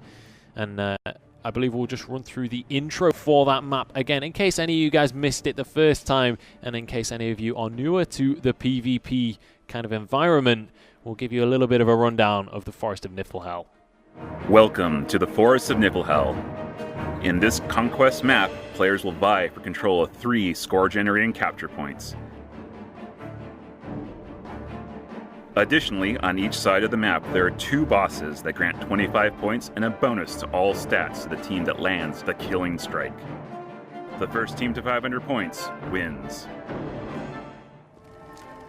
Here we are on the Forest of Niflhel with our second best of 3 of the day. It is going to be More Guns Than Roses up against the Civilized Gentlemen. The Civilized Gentlemen, our pre-qualified team, and More Guns Than Roses managing to make it through last week in our qualification tournament. Now, while we wait for our last Civilized Gentleman to get onto the field, let's take a look at the builds that More Guns Than Roses are going to be bringing to the battlefield. So, starting off with Xeonex. He's going to be playing the very supporty druid, of course, going for wood and survival, nature magic, and staff proficiency there. This trait is so good in terms of all the conditions being removed. And we might actually see a lot of conditions coming out, because you see on Frey, on the opposite side of the map, of course, is playing a Necro. We have to wait to see whether or not Karzes is playing Condi Revenant or not, but we'll have to wait and see for that in future. Anciencies being very important to this build as well to get some nice lockdown. And then we've got the Necro coming out. So we're seeing a lot of, on the EU at the moment, we're seeing a lot of lockdown play. There's a lot of a nice combination of lockdown and burst potential that comes out from, say, Krenox is also playing on the Dragon Hunter, the Necro, and also, other builds that can bring, we saw it with that Siege trait coming out from Xeonex as well. Just going to quickly go over Mordrak. Now, he used to play on a team back in the day as well, if anyone remembers, called Boone, and he's playing Necro at the moment. He's playing Carrion Amulet as well as going for Nightmare, so full on Condi with the Scepter, Warhorn, and Staff there, and of course going for the chill damage, which comes along with that trait. Krenox going to be playing Dragon Hunter here as well, going for a couple of traps, also going with Renewed Focus. We're not seeing dragons more today. I love that ability so much. It really gives a lot of setups and that lockdown potential that we were talking about as well. And then Guns and Tools, of course, of More Guns Than Roses. He's going to be playing that very sustainable Celestial build with the Rune of Leadership there. And we've seen this build a lot, sustaining in those 1v1s and in team fights, offers it a lot of support. And obviously going for that mortar kit there as well. And then we've got Zuik. And is he going to be playing Condi? He is indeed, with the with the amulet, the Wanderer's amulet there, as well as the Rune of Durability. And he's going to be going full ham on the Condi there. And it's going to be interesting to see how well he can cope with that, and how TCG are going to cope with that condition. Yeah, we'll see if Guns and Tools can lead his team to victory with that Rune of Leadership, or whether it's going to be the Civilized Gentleman taking this one away. Let's take a look at the build, starting with Lord Helseth. Yeah, the captain of this team as well. He's going to be playing that Bunker Mesmer, and Maybe people were tuning in were like, yeah, really can't wait to see Halseth playing on Shadow Mesmer. And he says that that build is still viable, but only really be viable for him, you know? That kind of thing. Bold statement. Bold statement. That's not official. That's not just something between me and him. But I thought I'd mention that. Celestial, no one is surprised that he says those kind of things anymore. Very gutsy man indeed. He's going to be playing in the Inspiration, the Chaos, and the Chronomancer line, of course. Going for the Blink. Now, he did have one of the other wells there as well before, but this offers his own personal mobility. Like you saw there, just blinking up to the top, and he can use that staff again to get into various positions where he can bunker around that mid, not necessarily standing on the point, but making contested from time to time. Lord Asura Extra is playing. We've got bonus Lord Asura. It's just bonus and a little bit extra, you know. Yeah. It's probably because he's a little bit taller, because he's a human now, and he's going for staff with the Rune of the Soldier, of course. There's another note to make about this: the removal of the conditions, because this build is very susceptible if you don't go for focus as well, of course. And he's going for water and earth, and he's actually going to go for diamond skin here, so not a lot of conditions coming onto him as well, and then going for Tempest, of course. And we're going to go over to Frey here. He's playing Necromancer. He's going for the Signet build. We're seeing everyone playing Signet builds at the moment in Necro form. And he's going for, of course, Signets of Suffering there, as well as going for the extra Till. Let's just see which... He's actually going for the Celestial. So still, this is pretty good because he can build up a lot of might stacks. He can survive those fights very well. Whereas we saw the Carrier name coming out from Posey when we saw the car crash team as well earlier. Drez is going to be playing Engineer here. He's going for Marauder with Strength with the Hammer, of course. Going for Scrapper, Alchemy, and Inventions here. Everyone picking up this automated medical response, which is so powerful for your own sustain there as well. And he's going to be grabbing the Rapid Regeneration, of course, as an adaptive armor to give himself that extra sustain and the protection, of course. And then we're going to go to Karzez, and he's playing Condi. Retribution, Corruption, and Herald there as well, going for Carrion with the Rune of Scavenging, which is really great rune because you can get some of that HP as well. So we will have to wait and see how well this works for him. That's Still Life, of course, is what I'm talking about. That's one of the members on the other team seems to drop out. We've got a lot of Condi coming out from these guys today. It's a mix. It's a nice mix. It's going to be all about those dots, all about the damage over time, and we'll see whether they're going to be able to keep themselves alive through this one. Obviously, as you say, both teams running quite a lot of Condi here. And we'll see whether that's going to lead them to victory. Karzis is an absolute beast. I mean, it looks like it. The lunatic. That's the lunatic.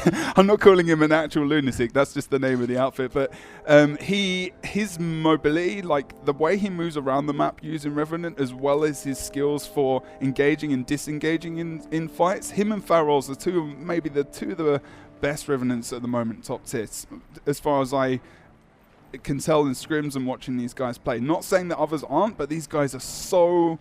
They've just really accepted the build. As soon as they change, they just become really, really good at it, and they improve every single time I see them play. So I'm really excited to see these Revenants today. I'm excited to see everyone and what they're bringing out. I'm hype as anything. I just want to get this game started so I can cast it.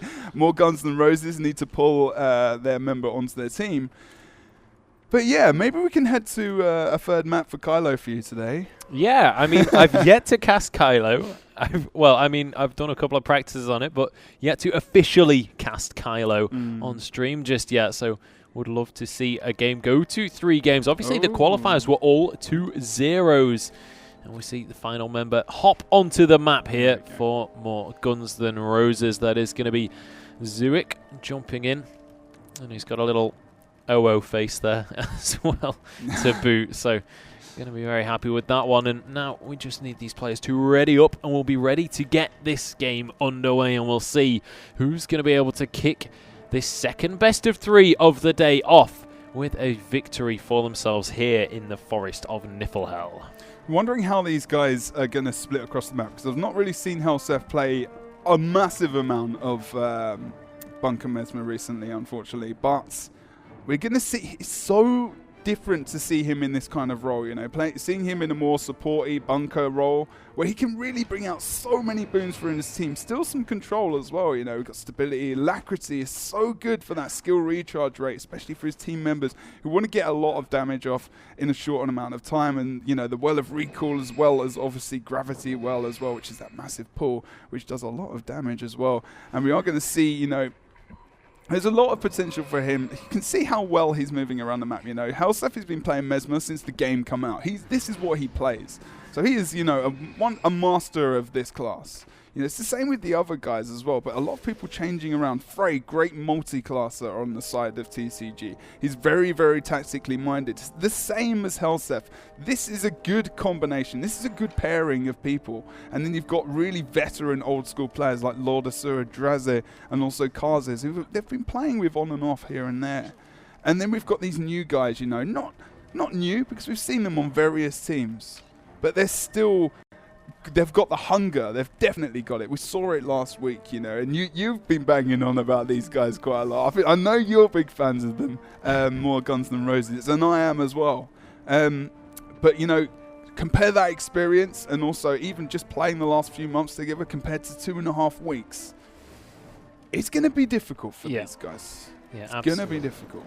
And I think one of the key things as well is when you mentioned Kazes is like a sort of veteran player.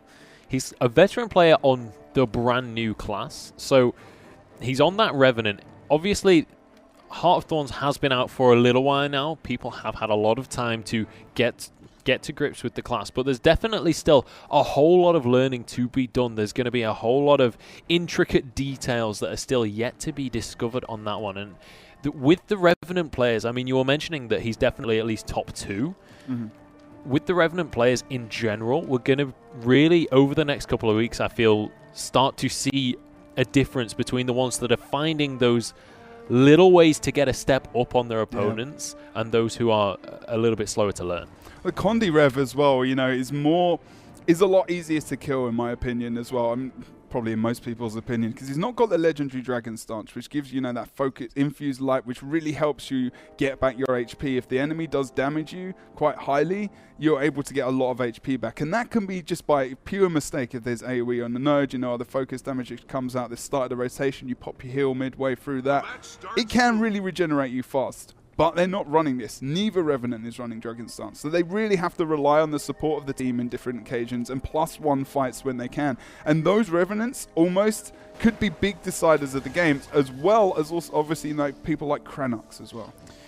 Well, I hope you guys are ready for some action because the game is underway. We see the first map of More Guns Than Roses up against the Civilized Gentlemen, and immediately everybody's scattering. Both of the engineers looking to run across the map to go for the counter cap. And interestingly, we see TCG not sending anyone to the henge to start. No, look at Draze. He actually gets on. Oh, we get almost. He looks like an absolute beast. Sorry, Charles. He really is. And look at the damage that comes out to Draze there. Elixir S proc at 25% HP means that he survives that fight in the end, gets his healing back up. But they want to keep going on him because they don't want to make sure that he actually regenerates, because the engineer can do that very well. He's trying to disengage here, but we see that he does support just actually just as we see them trying to re-engage over there as well. Mordrak goes down, but now they need to try and pick up the kill on Kazes, and Kazes might have stayed there a little bit too long, but Mordrak really needs out of position here. He should have gone back, and they're going to catch him out. This could have been a big mistake. He tries to go into Reaper form. He's going to go down, and Kranox is really left in a world of pain as he's got Draze and also Kazes and potentially Lord Asura going over there, but he doesn't need to. They're already 2v1. That's a big start to the game for TCG. And one of the massive things there as well is while that was all going on, we saw Zuik go over to the henge and we saw Kranox go over to the mine, and that meant that there has been a 2-cap come out for More Guns Than Roses. They've kicked this game off with a bang. However, they've not been able to win out in these fights, and now you can see another 2-man wipe. Guns and Tools being focused down as well. TCG just seem to be playing team deathmatch right now, and so far it's keeping them up in points. 1 cap apiece as the battle for the mine at least is going to be won out here by TCG. They might just be able to get this cap off before anyone else can contest, and that is going to be the 2-cap advantage for TCG. Now the important thing here is that More Guns don't lose the caps. They're about to lose the henge now, and they can equalize. They can go across the map and 2v1. If Mordred goes down here, this is going to be massive, and he needs to be careful that he doesn't. TCG are about to get a free cap as well, which is very important. We are going to see as well Hunter's Wall coming out over on the other side of the map from Cranox. They need to get the kill on Draze. They need to start building up some morale here to come back into the game, because TCG get an early free cap, and that's really, really big. Cranox used the renewed focus to try and heal himself. It still feels like blue team, even though they're 2v3, they're doing a good job of sustaining here as well. They absolutely are. Moldrak so low. He is slowly but surely starting to get that res now. Will be pulled back to his feet by the looks of things, but Guns and Tools might not be so lucky as he's dropped into downstate. Old Hellcess on the scene trying to do what he can. Cranox going to go down as well, and this fight is starting to go in favor of TCG. They're looking to try and maintain this 3 cap, and so far they're doing a phenomenal job to do so. Amazing play coming out from TCG to start this game off. They completely abandon their henge, allow more Guns N' Roses to send a man, and with the man advantage, they've managed to just dominate the map. Yeah, Cranox there is being really gutsy, moving straight into the point as well. He's trying to help out Xeon to get away, but if he stays here, he is a goner. He goes into downstate, and they're really committing to themselves. They need a regroup. They need it now. If they want to come back into this game, they need a regroup fast. Zuik does go over towards mid now to potentially go in this 1v1 versus Karzez. Obviously, we just saw the kill coming out onto Moldrak. If he can get the damage down, he could potentially take out Karzez here, but Karzez is winning this. Although, he could potentially go down. Oh, Zuik in the end, but he might go down himself. He gets a little bit of a heal off as well, and Karzez just by an inch does win that in the end. We have got the incoming of CNX there as well, but that's not going to help him, and now he enters into a 1v2 situation. No. I mean, I was questioning whether Karzez would know all the little bits about Revenant, but pretty much with a 2v1 there, he kind of just blows me out of the water and just proves that he is definitely very capable on that class already. And just look at the point lead that TCG have. Yeah. They have maintained this 3 cap for almost 3 minutes now consistently. This is a phenomenal lead that they're building up for themselves. And you can see the Druid over on More Guns N' Roses going to drop down. He should be going down as well. Nobody going to be able to get there to res him in time. And honestly, TCG just making a statement here, running away with this game. And I think, you know, I think More Guns would be honest with you and say that Forest isn't one of their strongest maps. Fire is probably the strongest map they have, as well as Temple. And this rotation today might not actually do them any favors. But if you're going to go, and you can see that as well by the control on the map that they currently have. Moldrek downstate over on the mine. And Red Team probably at the moment have actually sent out the GGs already. Because we have seen some lack of movement coming across the map. But this is TCG putting the fear right into More Guns, and that's a massive start for these guys. Yeah, absolutely phenomenal start for them. And, I mean, what a way to kick off the Pro League for yourselves. What a way to really say, we are here and we are here to stay. Just absolutely phenomenal first map. And this is going to be a 1-0 start for the Civilized Gentlemen as they head towards the second map of this best of 3. And just really, really nice map play, as I say, at the start of the game. Cranox is going to be going down here. Moldrak as well dropped into downstate. But I don't think at this point More Guns N' Roses are really fighting back properly. Oh no. This is where we saw. This is contemplating where we saw, fate right now. Do you remember this Yes. last week? This was Sizer. This is the point where you stand, where you've lost all hope. You don't know what to do, and it's just like, guys, this is how I feel right now, and that's what they've put into them. Free cap, 501 points to 56, and they have a mountain to climb in the next game. They really do. I mean, TCG just. I don't even know what to say about that victory. That is how you enter a pro scene. They decimated them right there. Well, we'll see if the Morgans are going to be able to pull themselves back into this series. I mean, they need to really go back to the drawing board on that one. Yep. I really, really like the play at the start of the game. Just abandoning Henge, that TCG's home node, just abandoning it completely. That baits Morgans into sending a man over there. Suddenly, across the rest of the map, there is a 4 versus 5 advantage in favor of TCG. They win out in terms of team deathmatch, and then they can take control of the rest of the map. They can prolong that man advantage that they gain themselves. And that's true, you know. I mean, Helseth playing a Mesmer, mind games, all of that kind of thing, you know. But it's all that's the class 4. Right? Well, there you go. If you're going to do it, why not on Mesmer? But it's just the fact that that tactical play that I was talking about before as well, you know. Always thinking ahead and trying to trap them and control the game, pulling them into nodes and situations where they seem inviting, but they're just going to destroy you if you enter them, you know. And I feel like they just entered that situation. That's what they're good at.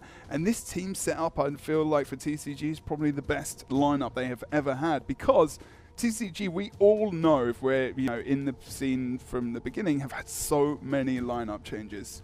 This feels like a solid lineup for TCG. More guns, need to pull it together in this game, like you said. They absolutely do, and I feel just need to kind of regroup and make sure that this first game doesn't affect their mentalities heading into the second game and heading into the rest of this series. This has to be something that they really take seriously and just take a second, just take a deep breath and just get back on a level with themselves and come into this one with a fresh mind. They can do this as well. Yeah. They are very capable. I mean, we saw them in the qualifiers and they looked dominant. They genuinely look to be a force to be reckoned with. And I honestly feel like they can be like this in the Pro League. We just need to see them really pull it out of the bag here. But we'll see if they're going to be able to do that one. We are on to our second map of the best of 3. It is going to be Legacy of the Faux Fire. Obviously, same 3 maps are going to be played for everyone. And we'll see if anyone does go on to Kylo, whether I do eventually get to cast a game of Kylo. But we do have a map intro for you guys for Legacy of the Faux Fire. So let's see how this one's going to go down. A throwback to Guild versus Guild from the original Guild Wars, the Legacy of the Faux Fire has teams vying for control of 3 score-generating capture points. Locked away within each team's keep resides the Guild Lord. Killing the enemy team's Guild Lord will grant your team 150 points, potentially swaying the outcome of the match. The first team to 500 points wins. So here we are on the Legacy of the Faux Fire for the second time today. More Guns Than Roses just waiting for their last player to head onto the server. And we've got the Civilized Gentlemen already with a win on the board. They're looking to turn this into a 2-0 victory. They would be the second team to get a 2-0 so far today. As we saw earlier, Vermilion managed to take on Car Crashed. We'll see if TCG can do the same to More Guns. So far, the newly qualified teams not really being able to stand up to our pre-qualified teams in Vermilion and TCG. We'll see if TCG are going to be able to uphold that title as we head into this second game of the best of 3. Yeah, this is the music and everything. It's kind of dramatic, but I'm just so excited. I'm so I can't even think of the words right now because I just kind of can't believe I'm here almost to a degree. It's finally here. It's just like, you know, this is it. This is Pro League, man. It's been a long time week coming. 1 and there is not one more viewer. There is not one viewer that is more excited about this than me. I'm sorry, guys. How many thousands of you, and there are many now, that are in the chat, you are not as excited as I am, and I'm privileged to be casting this today. Very excited. Just waiting for that last member, like we said, to get back into the game. It's Cranox at the moment. I think they're just working out. They could, they've tried to change the comp up, and it looks like he's actually logged out to change to another character. So we are going to see a potential comp change. He could change to a Bunker Guardian. I'm not sure that would be the best idea for them, because I'm not sure it's the comp that is the problem at the moment. I think it's their rotations and maybe their matchups as well into the game. So we're going to have to wait and see how that goes for them. Can they bring it back in this second game? Can we get to a Kylo map so the guns, more guns can... This is actually the map they're very strong on. They're very strong on this map. If they can take TCG on anywhere, it's going to be this one. Well, we'll see if they're going to be able to. In that last map, we saw TCG pretty much just running away and just kind of... I don't feel like it was even More Guns Than Roses having weak rotations. It was just how good TCG were. They came in with a set strategy, pulled it off perfectly, and managed to take the series, or take the first game at least, because of that. And we'll see whether they're going to be able to reenact that in this second game, whether they have a different strategy prepared for Legacy of the Foefire, or whether we're going to see a little bit more of a nitty-gritty down to the wire battle for this second game. I certainly hope so.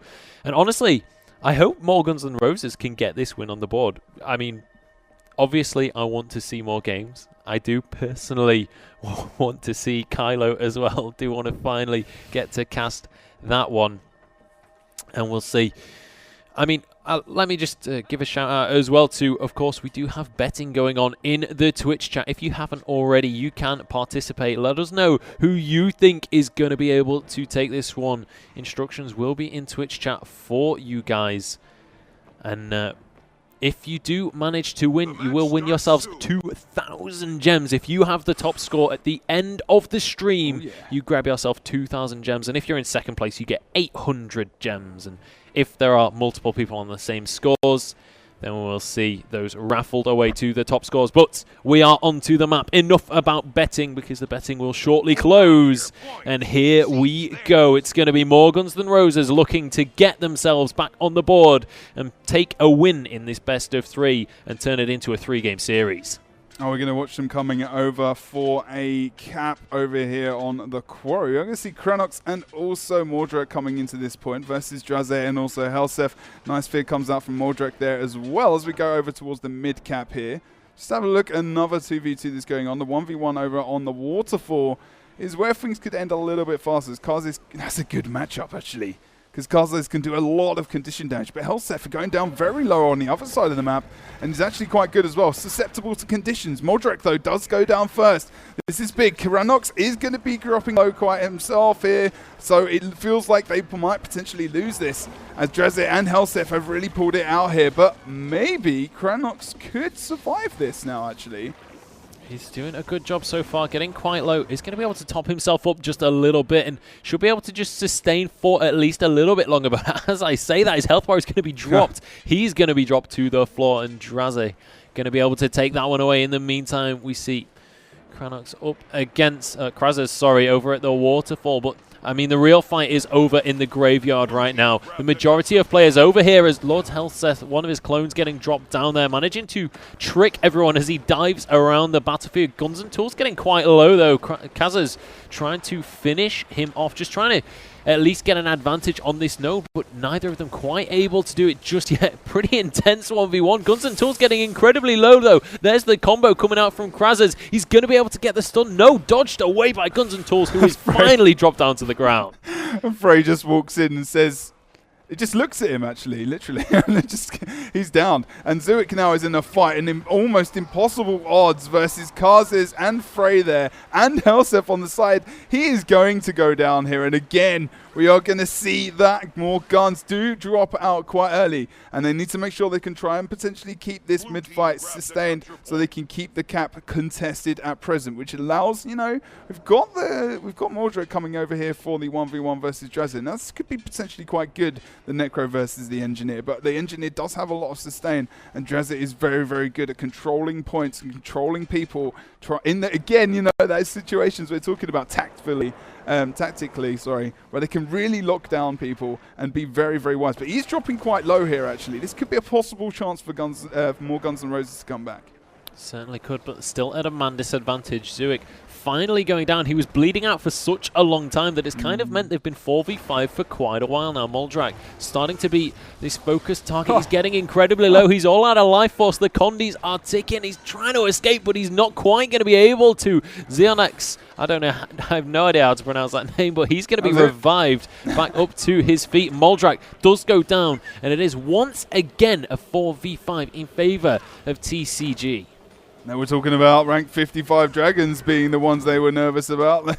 Maybe they should see TCG because they are dominating them at the moment. 125 points, 2 cap in their favor. All the kills are coming out from TCG. All the things are in their favor. And they're about to go, possibly they could just sandwich Guns and Tools here and take the captain out of the red team there as well. Cranox dropping very, very low. Gets some support from Xenix, but he's going to drop into the down state. Is Xenix going to be able to get a res here? No way in hell. He gets feared away, and he's going to have to just hold on to the point for dear life. We're going to see that Gravity Well coming up, pulled in. He's going to go to about half HP there. He does have some condition removal from that siege just come out through his traits and the glyphs, and he's probably going to drop quite low. Guns and Tools trying to help him out from the side, and Xenix needs to get his heal off, but he's not got enough time to do that. Guns and Tools comes in, but we are going to see a lot of wells drop, but not enough cleave coming out, and Guns does save the day there. Yeah, Kraz is finally going down to the ground, but they're not going to be able to finish him off. He is going to be able to get that red. And in the meantime, Zuik is going to be dropped into that down state. Could be in a whole lot of trouble. Nobody's going to be anywhere near him for the res because Drazza has managed to take him out in that 1 versus 1. And you can see the skirmish ongoing in the middle of the map. It is going to be Xenix in a whole lot of trouble. He's going to be able to sustain himself a little bit better, though. It's not too bad. Like, they've got two very sustainy builds over on this midpoint. Look at the damage that's coming into Xenix right now. He tries to get his elite off, but he gets interrupted, and he's going to be brought to the ground. That's a lot of damage. Guns and Tools tries to go in for the res here, but he's going to be dropped into Elixir. There's just too many conditions, and he's going to be dropped, and they're cleaning up mid for the possible free cap now. That is a massive end play for TCG. 0 points coming out for these guys at the moment. Yeah, so 0 points here. Civilized Gentlemen with a phenomenal lead once again. A 2-man advantage in their favor, and they're not looking to let up anytime soon. The battle ongoing at the waterfall, but as I say that, we just see the Dragon Hunter just trying to escape from this one, but I fear he won't be able to. Cranox going to be chased on down here. The Condis are starting to stack.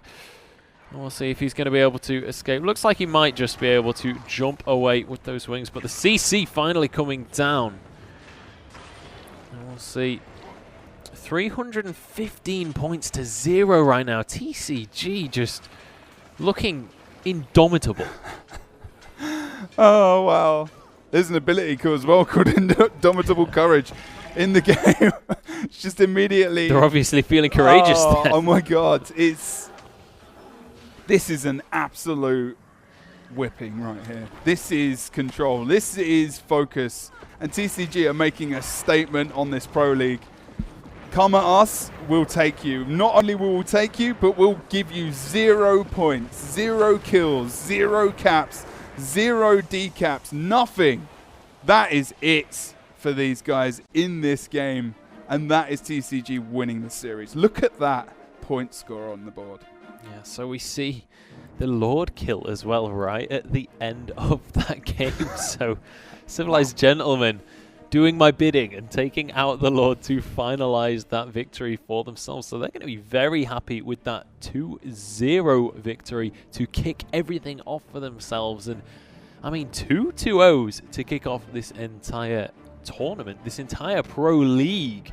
These teams really looking to make a mark on history right now for Guild Wars 2. Yeah, well, that was just a statement in itself. Yeah. You know, I mean, I think after about 300 points, almost just stopped and thought, right, how more Guns going to come back into this? This is almost an impossible situation because they've gained nothing. They've got no kills. They've not got anything to give them that confidence they need potentially, especially after the first game. Yeah. But Pro League, you know, there's another 6 weeks to go. It's not over for anyone. These teams, they play today and that's it. You know, Series 2 next week. They'll come back refreshed. I think they're going to do well. Yeah, they absolutely will. And we'll see if they're going to be able to come back next week and put themselves a win on the board. But massive congratulations to the Civilized Gentlemen who are going to be able to take that series 2-0, our second 2-0 of the game. Let's take a look at the standings so far in this tournament. Obviously, we've had 2 2-0s, and our third matchup of the day is going to be Orange Logo up against Chaotic Contingency here. How do you feel this one's going to pan out? This is going to be, I feel like this is going to be a really good series. We haven't seen much, you know, other than the Go 4 final, of course, of Orange Logo. We haven't seen as much of them as maybe we would like to, of course. We haven't, you know, there's been the qualifiers, there's been all the hype around getting into the Pro League. Yeah. Now teams like TCG, Orange Logo, Vermilion and Rank 55 Dragons can get in on that hype. Yeah. But Chaotic they get their bit of spotlight. They do. They get to have that now. But Chaotic Contingency, you know, I was talking to these guys. We had an interview with them as well, and you'll hear that in a bit. But I'm really excited to see that game. I think it might actually be quite close, potentially. Well, we'll see if that is going to be the case for these guys. We are going to shortly head into a break before we head into our third best of 3 of the evening. We'll see if Orange Logo versus Chaotic Contingency will be a little bit of a closer series. So far, we've just had 2 O's on the board. We'll see if Chaotic Contingency can sort of fight the battle for the newly qualified teams and put themselves something on the board, or whether it's just going to be our pre-qualified giants that are taking these games. We'll find out in just a few minutes. Join us again.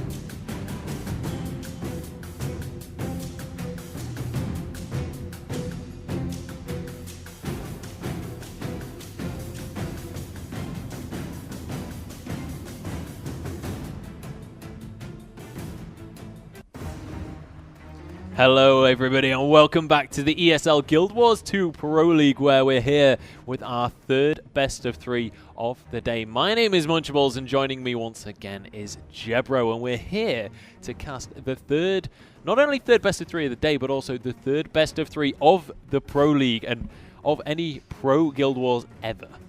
Yep, and third series. Yep, that's it. Yep. I can't say how excited I am because I keep saying it, and I'm really looking forward to seeing some fellas in this series as well. Everyone, of course, with Orange Logo versus Chaotic Contingency.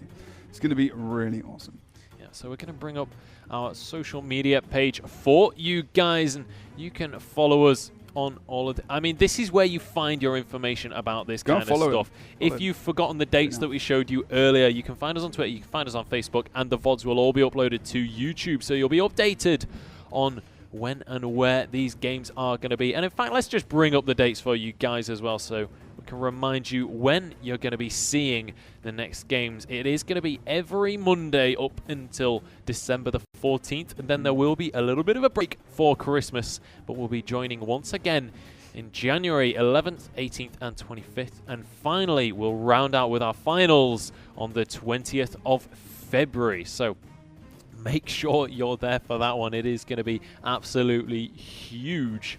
But let's forget about the dates for the whole season. Let's focus on the dates for, or let's focus on today's date. Let's focus on our third best of 3. It is going to be Orange Logo up against Chaotic Contingency, and we'll see if one of our newly qualified teams is going to be able to take on one of our pre-qualified giants that seem to so far be absolutely dominant. And Chaotic Contingency actually tipped as one of the, probably maybe the strongest qualifier team to come through. And maybe you haven't heard of them at home, you know, we haven't seen them play that much. Yep. They are an all-French team. Their communication in terms of their language is French. They're going to be able to, that's a really big thing, you know. Yep. Most teams have got different European languages in there. If you've all got that same language to communicate with, that is going to sort of up the level of synergy for sure. And you know, your understanding and your synergy as a team, they're really, really happy. You know, we've got another interview soon, which is gonna, you know, describe that as well. We do indeed. Before we jump into the interview, let me just quickly remind you guys that you can bet on these games. Everybody is given 50 points as they enter the Twitch channel. The betting bot will be in the Twitch chat with instructions on how to bet. At the end of the stream, whoever has the most points will earn themselves 2,000 in-game gems, and whoever's in second will get themselves 800 as well. So not too bad for watching a stream, if I do say so myself. Like, it's not random. It's just well, other than if, you know, there's equal peggings, but you know, it's a good way to get involved in the stream. So make sure, you know, it's just fun, you know, play with your mates who did it, you know, make a bit of a game of it and have a little bit of a laugh. 2k gems ain't nothing to shy off, that's for sure. I've not entered the competition. I'm not allowed to enter the competition. I may have. No, I didn't. I'm sorry. But anyway, while you guys are in Twitch chat betting away, let's take a look at this series. Orange Logo versus Chaotic Contingency. And we spoke to Karam from Chaotic Contingency, who had a few words to say about this upcoming series. Alright, so I'm Karam. I'm an Elementalist. I've been playing Elementalist pretty much since the start. And I'm playing for Chaotic Contingency, which is a 100% French team. My character's name has been Ilt for a while, but now my name is Karam. For us, I think I can speak for my team here. Qualifying for the Pro League was a good achievement, but when HOT came out, we were quite confident that we would make it, and after the first week, we felt that we had our place in the Pro League. Against the teams that we played during those first few weeks, and the way we adapted to the new classes, the new specializations. So we were all glad to make it. We were all, you know, relieved. But in the end, we feel at our place. Against Orange Logo on Monday, we are feeling quite confident. Even if we know we are definitely the outsiders, they're like a fantastic team. They went to WTS and everything. They have very good synergy as a team. They've played as a team for a while, and I think that is a key point that really makes a difference when it comes to Guild Wars 2 PvP. But we know our strength, and we know we can do things against them. Hopefully, we won't. We will show that, and we don't see it as a immediate loss as some people might see from the outside. We think we have a shot to do something, and we'll try to do it, even if we know that definitely we are the outsiders. So there we have it. Definitely feeling like sort of the underdogs in this story. As he said, the outsiders. But definitely also feeling confident that they certainly have a shot in this one. And that's exactly what you were saying. Chaotic Contingency certainly one of the favourites out of our 4 newly qualified teams. But we'll see if they're going to be able to pull this one out as we head onto the map. It is going to be, once again, the Forest of Niflhel. It is going to be our first map of all of the series. Let's give you guys an intro to this map in case any of you are a little bit newer to the scene. Let's take a look. Welcome to the Forest of Niflhel. In this conquest map, players will vie for control of 3 score-generating capture points. Additionally, on each side of the map, there are 2 bosses that grant 25 points and a bonus to all stats to the team that lands the killing strike. The first team to 500 points wins. And here we are on the Forest of Niflhel for our first game between Orange Logo and Chaotic Contingency. Let's take a look at the red side first. Talk me through these builds for Orange Logo. Wow, Syndronair is on NG, and I saw him in the mist the other day, and I said, Sin, know you play Thief, mate. I know what's going on here. What's happening? Thief not as strong in the game, in the meta at the moment, so he's switched over to the Engine. This is the first time we're going to see him live on stream playing Engineer ever that I can remember. I have not seen this man play an Engine, so it's going to be great to see that. He's going to be playing Alchemy, also Inventions with the Scrapper as well. A lot of sustain coming out all over the shop throughout the entire build. We saw the Celestial Amulet being played before, but he's going for Marauders with Holbrak kit. He's going full man mode there with the Marauder, of course. Then we can see Frostball, very capable Mesmer, very good man indeed. He's going to be playing this bunker build that we saw as well coming out from Helseth before, going with the Rune of the Chronomancer as well as Inspiration, Chaos, and also Chronomancer there. We're going to see Tage or Tage, I think that is going to be pronounced there, playing Condi Rev. He's going to be going for the traits of, as well, similar to the other builds, Retribution, Corruption, and also Herald. He's also going to be playing with that Rune of Durability with the Viper's Amulet. Very popular in raiding in Guild Wars 2 at the moment. All the Condi and all the expertise there as well. Then we've got Denshi. Now, Denshi's playing, multiple classes all over the shop at the moment. All these guys are playing variations. Target Tage mainly sticking to Guardian, but switching over to Rev from Heart of Thorns, of course, but with Denshi also going over to Condi Rev, playing the same kind of build here with Corruption, also going for Retribution and Herald there. All the Condi coming out from these guys at the moment. Not really a lot of focused damage there, and we are going to see Ron playing this Great Sword Druid build here as well. He's going to be going for the Might stacking. He's going to go for Marksmanship here, and also for Beast Mastery with Druid. So he's going for a little bit more damage here as well. There's a lot of damage coming out from these guys, actually, and Frosty is one of the most sustained players on this team, which is so unusual to see in this lineup, as Denshi normally playing Elementalist and Rom normally playing a little bit. Obviously, this build is still very tanky, but he's going for the Valkyrie Amulet here as well. Yeah, so, I mean, Orange Logo really kind of taking their own angle at this one. We've seen much more individualistic builds coming out from them than we've really seen in the qualifier and in the games earlier today. But enough about Orange Logo. Let's take a look at their opponents for this first matchup. It is going to be Chaotic Contingency. Take us away with Farah. Now, he is awesome on Revenant. I was watching these guys in scrims the last day or so, and he's so good. Like, he literally thinks about his positioning 110% of the time. He's always using his abilities effectively. He's thinking about his disengages almost before he's thought of his offensive abilities. But he's going to be running here with Devastation, Invocation, and with Herald here. That is going to be Farrell playing the Zerka Revenant. Then we've got Alisei, who's going to be playing Dragon Hunter. Again, another man in a similar position. Uses his patience very well. Doesn't just jump in there and spam his traps. Instead, he'll stay on the edge of the fight and pick his moment to strike as well. Got to watch out for that Dragon's Maw, because that's going to take you right out if you are not careful. And the lockdown of this team potential is very, very good. With a combination of the Guardian, the Necro, and the Elementalist, this team is going to have to be watched very closely. You will see that in this game.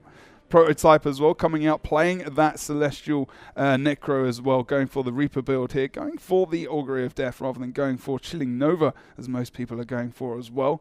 Karam is going to be going for the Elementalist, going for all the things that are involving auras. He's also going to be going for the Unstable Conduit there, going for Invigorating Torrents, some people going with the Harmonious Conduits there as well to grab the stability through their overloads to make sure they can get off things like Protection. Handy. That is in the overload for Earth there as well. Tiki is going to be playing that Marksman Druid there as well with the Celestial and Durability Rune with the Great Sword. And that's going to be your teams for this evening of Orange Logo versus Chaotic Contingency. So there we are. Chaotic Contingency looking strong in this matchup. But I mean, Orange Logo, pretty much a household name when it comes to competitive Guild Wars 2. I nearly said League of Legends there out of habit. I am originally a League of Legends No one caster. says other That's games. where I come from. Someone else I know. It's so well drilled into my head at this stage. I've been casting League of Legends for 3 years. But anyway, here on Guild Wars 2, let's take a look. I mean, I feel like this is going to be our closest series of the day so far. We've seen, I mean, even in the interview with Chaotic Contingency, Karam himself said, yes, we are the underdogs here. Yes, we're the outsiders, but we definitely have a shot on this one, and they're going to be looking to prove that to us. I can't wait to get into this series. It's going to be kicking off in just 7 seconds, and we'll see whether he was right in the interview, whether they are going to be able to get a shoe-in on this one, or whether it's going to be Orange Logo taking this one away. The game is underway, though, and immediately we see people dashing off towards the middle of the map. Yeah, I mean, what we're talking about here is, and someone said it earlier, Sven said it from More Guns and Tools, the Orange Logo are so dominant in their team fight with so much damage coming across, they can easily kill people and get those rotations they need to really, really dominate the game here. And earlier on, we're going to see Rom kind of almost drop very low, but he drops into that Celestial Avatar form, which gives him a lot of healing, but does get locked down as well. And he needs to be careful as he disengages, because he's actually not able to get a lot of those heals off. He does get interrupted as well, tries to get away with the staff, trying to use the mobility, gets interrupted again, and look at the damage that comes out onto him as well. He goes into the down state here. We need to see the res coming out from Frosty. We're going to see that Prototype is in the down state. We're going to see the rally, and Rom does rally and get back up. And that's a big, big mid-fight already with 2 members of the blue team coming out, and also Farrell in the down state, just as you thought. This is classic Orange Logo, with Rom being the one who's focused and being taken out from behind. This happens all the time. What a start from Orange Logo. Rom just distracting everybody for so long. Chaotic Contingency way overextend to try and finish the Druid off, and they're not able to do it. Farah, Alessi, and Prototype all went down. Tiki is now down. Karam, the only man within the first 1.5 minutes that hasn't died yet. Chaotic Contingency really being sort of swung for a loop right now. The score already heavily in favor of Orange Logo. They've got the 2-cap, and now the fight is all over the henge. Everybody around this area, and we'll see who's going to be able to take this one away. Chaotic Contingency really need to pull back into this game for themselves. They've got to win this fight and got to be able to put themselves on the board here. Yeah, they've got to be careful now. They pulled them into a team fight, which is great, but look at the extension of Orange Logo. If they wipe out here, they've got to be careful. But Prototype goes into the downstate as well. Rom's position as he calls to make sure they get the kill. They're looking for the next one as well. Tiki tries to bring out some support there, as well as Karam, but Karam drops, and he's going to Vapor Form back towards the node. They've lost the cap already, and Blue Team are already trying to disengage from this lost situation, as we are going to see the Entangle coming out there. Just got to be careful as he moves away from the point. Yeah, check out where we see as well. Alessi charging across the map, heading over towards the mines. We do see Orange Logo just really running away with this game. A 3 cap already coming out, just 2.5 minutes into the game. And now we see Alessi heading over to try and get the D cap on the keep, but immediately that's going to be answered by Denshi, who just comes to deny this. And I mean, what do you do right now if you're Chaotic Contingency? How do you pull yourself back into this series? It's very, very difficult. 3 cap already, early domination. Something TCG did exactly the same. This is absolutely amazing at the moment from these guys. And I mean, we're just going to see the skirmishers across the map right now, trying to do whatever he can on this one. And let's take a look over. We're at the keep right now. The health bars are starting to get a little bit lower for Orange Logo, but Farah is already in that down state, and nobody seems to be able to get near him for the res. He is finally going to go down. Prototype as well, going to be dropped to the floor, and once again, another fight going in favor of Orange Logo. Karam as well.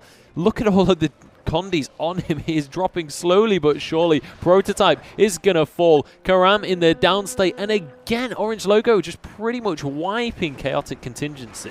Yeah, this is absolute domination once again. And with surprising here, although I'm kind of surprised from Chaotic Contingency that they fell for that ROM entrapment early on, you know. And they did get trailed down from behind. They've not been able to really come back into this game ever since that first early wipe over on the midpoint. And now we're just looking for them to come back into this game. They're being pushed back into this mine node. They are going to start to disengage from that as well. And Alice is just trying to keep anything over here. Not scared of Orange Logo at all, but they need to make the most of this series at the moment. Yeah, he's not scared of them at all, but maybe he should be, because he's not far from going down. He's going to have to disengage from that one just to keep himself alive. Over at the keep, 2 men very, very low, but that's going to be a little bit of reinforcements heading over as well, as we just see a bit of a skirmish going across here over at the mine. Not a whole lot of damage coming across from either of these guys. It is a 2 versus 3, though, so a slight advantage here for Chaotic Contingency.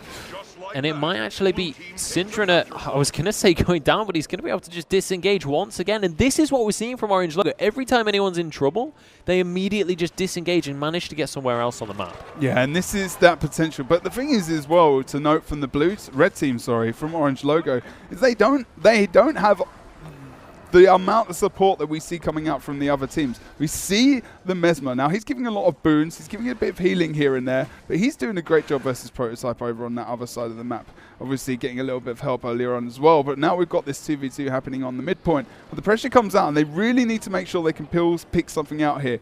Now in this game, in this series at the moment, blue team need to try and work out their rotations and their matchups and try and get some practice here against these guys. They're not obviously being able to scrim them so much as well, so there is that disadvantage. And Orange Logo have been very secretive about what they're playing, not streaming as much as they normally would either.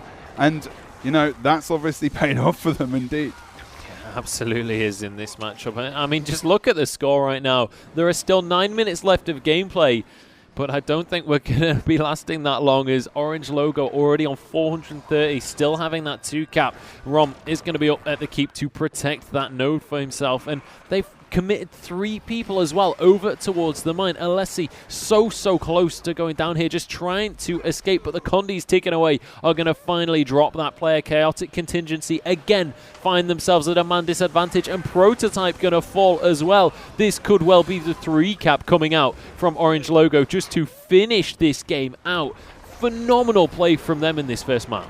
Absolutely dominating, and they're going to have to do a lot in this second game of this series. Still get 110 points on the board. Not enough, unfortunately. But you can see Orange Logo, Syndrina, Frosty, Target, Denshi, and Rom all being very dominant on this map. They are very, very strong against a team that were probably one of the favorites from the qualifiers to go quite high, as we said. And that was in game indeed. Look at those scores on the board. That's not many kills at all for the team of Chaotic. And I mean, just look at Rom is on almost triple the highest score from the blue team. That kind of just says it all, doesn't it? Yeah. That was a commanding victory. And so far in this Pro League, we're seeing a pretty significant rift between these pre-qualified teams that have been around for a long time, that have built up that synergy over time, and our newly qualified teams that may not have been around as long and may have sort of built their teams specifically to get into the Pro League. So maybe they can try and fix something up here, because this game might work a little bit better for them. But we've got, you know, the Mesmer over on red team of Orange Logo, of course. He's only got Blink, so they didn't even need to be that mobile. They were mainly about the kills and bringing out the pain so they could get round the map, get the rotations, get the caps they needed. If they got the kills, the map was theirs, and that's what happened. And there was no rotation there where blue team looked strong at all, other than right at the beginning. They trailed Rom. We've seen this over the course of the last year at least, where Rom is used as maybe the target. He's so good at kiting. He's so good at disengaging. He did go down, but they lost players in that case, unfortunately. Yeah, and I mean, the second he went down as well, immediately someone from Orange Logo was there to bring him back up to his feet. And I mean, exactly what you've just said was going to be my next point, is that game almost felt like team deathmatch, and Orange Logo were just completely on it in terms of Slayer kills, in terms of just topping the scoreboards and just getting those kills. And with those kills, obviously, the man advantage and the map advantage as they take this series, or take the lead in this series, 1-0 so far. And we'll see if Chaotic Contingency have what it takes to pull themselves back into this one as we head on to our second map. Once again, it is going to be Legacy of the Faux Fire. For any of you guys that haven't seen it yet, we will have a map intro for you. A throwback to Guild versus Guild from the original Guild Wars, the Legacy of the Faux Fire has teams vying for control of 3 score-generating capture points. Locked away within each team's keep resides the Guild Lord. Killing the enemy team's Guild Lord will grant your team 150 points, potentially swaying the outcome of the match. First team to 500 points wins. So here we are on the Legacy of the Faux Fire for our 6th game of the day. A second one between Orange Logo and Chaotic Contingency. If you haven't already, make sure you check out Twitch chat and join in our competition. You can bet on who you think will win. And if you've been betting since the start of the stream, you'll be in with a shot at winning 2,000 gems for yourself if you are on the most points at the end of the day. Instructions are going to be in Twitch chat for you. But let's take a look at this series. Orange Logo up against Chaotic Contingency. Have we seen any changes to the builds or anything, or are we just going to see a similar thing coming out in this one as well? Well, Orange Logo don't need to change squat at the moment. All the changes got to come from Chaotic Contingency if they've got any hope of taking anything from this series at all. And really, we are looking for a good opener from these guys. As Farrell goes over towards the close point, all the rest of the members look like they're going to distribute between mid and also between the far node, as we see Syndrome going for the close point of Orange Logo as well. And we look at as the teams, Orange Logo look like they're going aggressive. Are you surprised? No. And Farrell knows that he needs to, and I said this on the last series as well, it's important that you survive this. And they do go, Farrell does actually stay over here. Let's look at Alice here. I'm not sure Farrell should have done that. That was risky, but Alice does come in. But we do see that one of the Revenants do come off point to try and re-engage there as well. As we see Tage and Denshi and Rom. This is a powerful combination right here. Yeah. And we've got 2 very dangerous classes in this. They're actually surviving a lot better than I thought they would, and they need to be extremely careful, but I feel like they're going to lose out in that situation. And the sustaining people, Frost, is over on the midpoint as well, and now Syndrome tries to go for that decap over on Corey, as the blue team did pick that up. They lost that fight over here, but let's say he's going to just disengage here, as we do see Prototype coming over for the save. He's not going to be able to get it onto Farrell, but they did have a cap for a little bit of time there. Yeah. Good Hunter's Ward. They managed to get the quarry for a little while, so it was a good start for Chaotic Contingency, but now we see the waterfall has finally been capped for Orange Logo, able to win out that little skirmish that started off the fight. LSI still over there, but slowly but surely ticking down on that health bar, will be dropped to the floor and will undoubtedly be going down. Actually, we see Tiki arrive. He's going to try and get that res. And it doesn't look like he was able to get there in time. He's just going to head over to the waterfall to try and contest that objective. But look at this, Orange Logo with a 2 cap already on this map. And now we see Karam over at this quarry. He's going to try and do what he can to pull his team back into this series. Yeah, I mean, I think a couple of interesting rotational plays there from the team of Chaotic Contingency. They almost to a degree just went back in on the fight. Like Alisei didn't need to go to re-engage there on that waterfall, in my opinion. He could have just come off node, especially because Prototype had disengaged to a degree as well, and he was always going to die there. And Tiki again was sandwiched in a point where he was going to be pressured. Now we're seeing the down state of Prototype coming out as well. More damage comes onto Karam, and you feel like it's going to go all in their favor.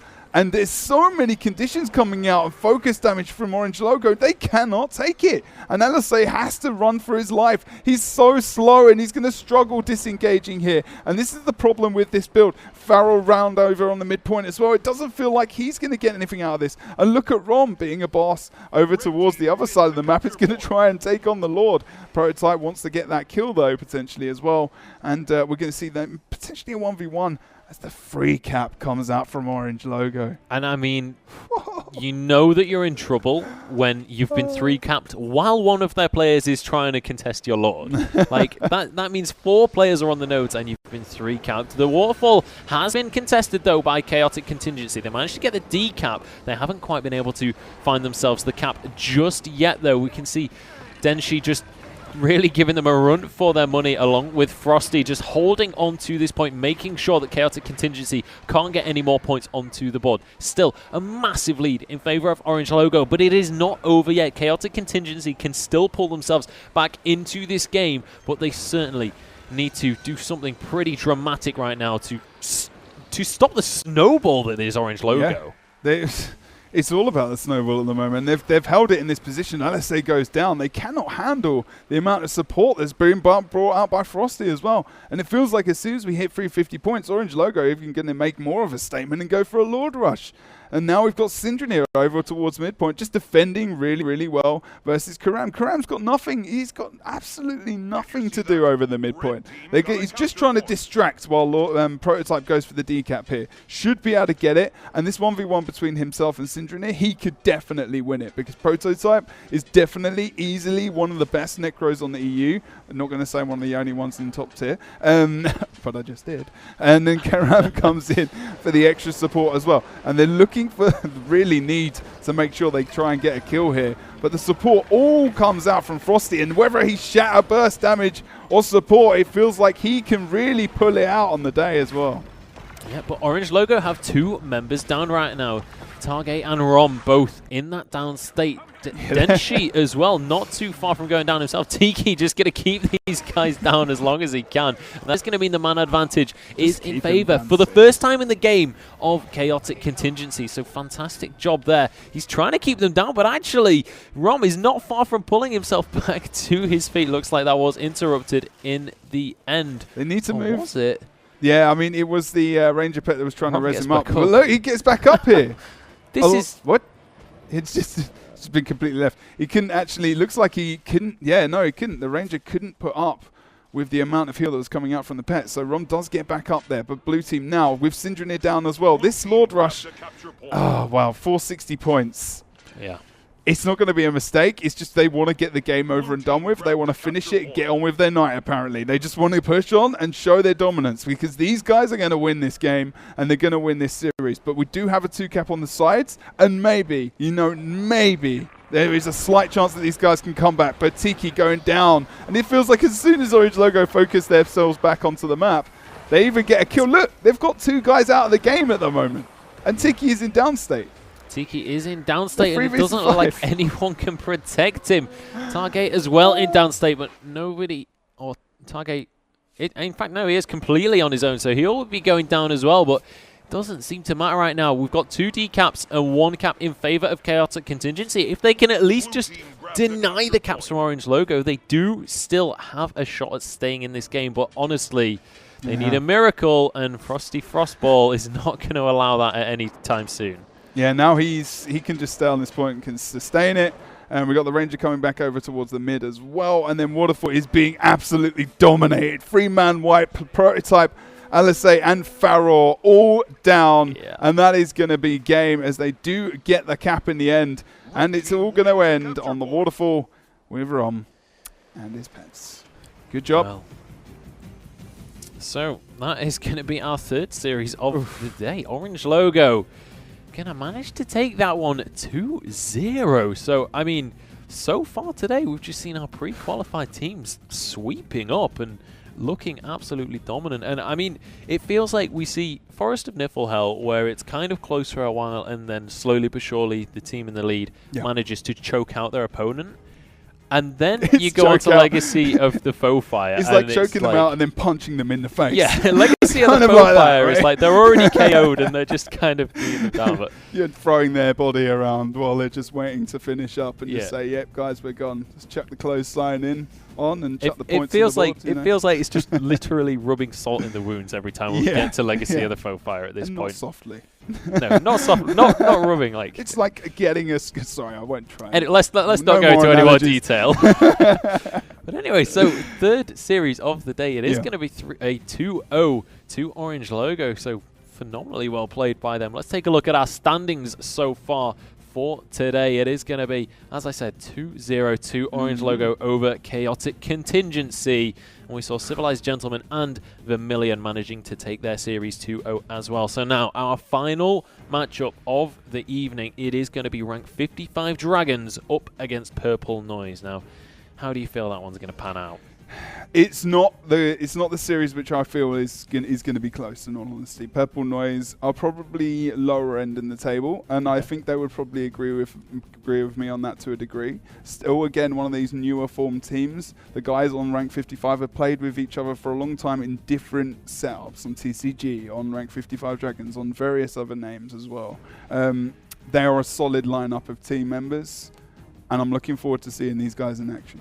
Well, we'll see how they pan out. And I mean, we've seen in a couple of the interviews, people have been saying, rank 55 Dragons, that's the team I'm afraid of. Yeah. And I mean, if they're up against a team that you're considering to be lower in the standings, I mean, that last series, Orange Logo versus Chaotic Contingency, we were saying this is going to be a close series. If that's a close series... It was quite close, maybe. I'm kind of nervous for Purple Noise. We'll find out how they're going to do after this short break. We'll be back in just a few minutes.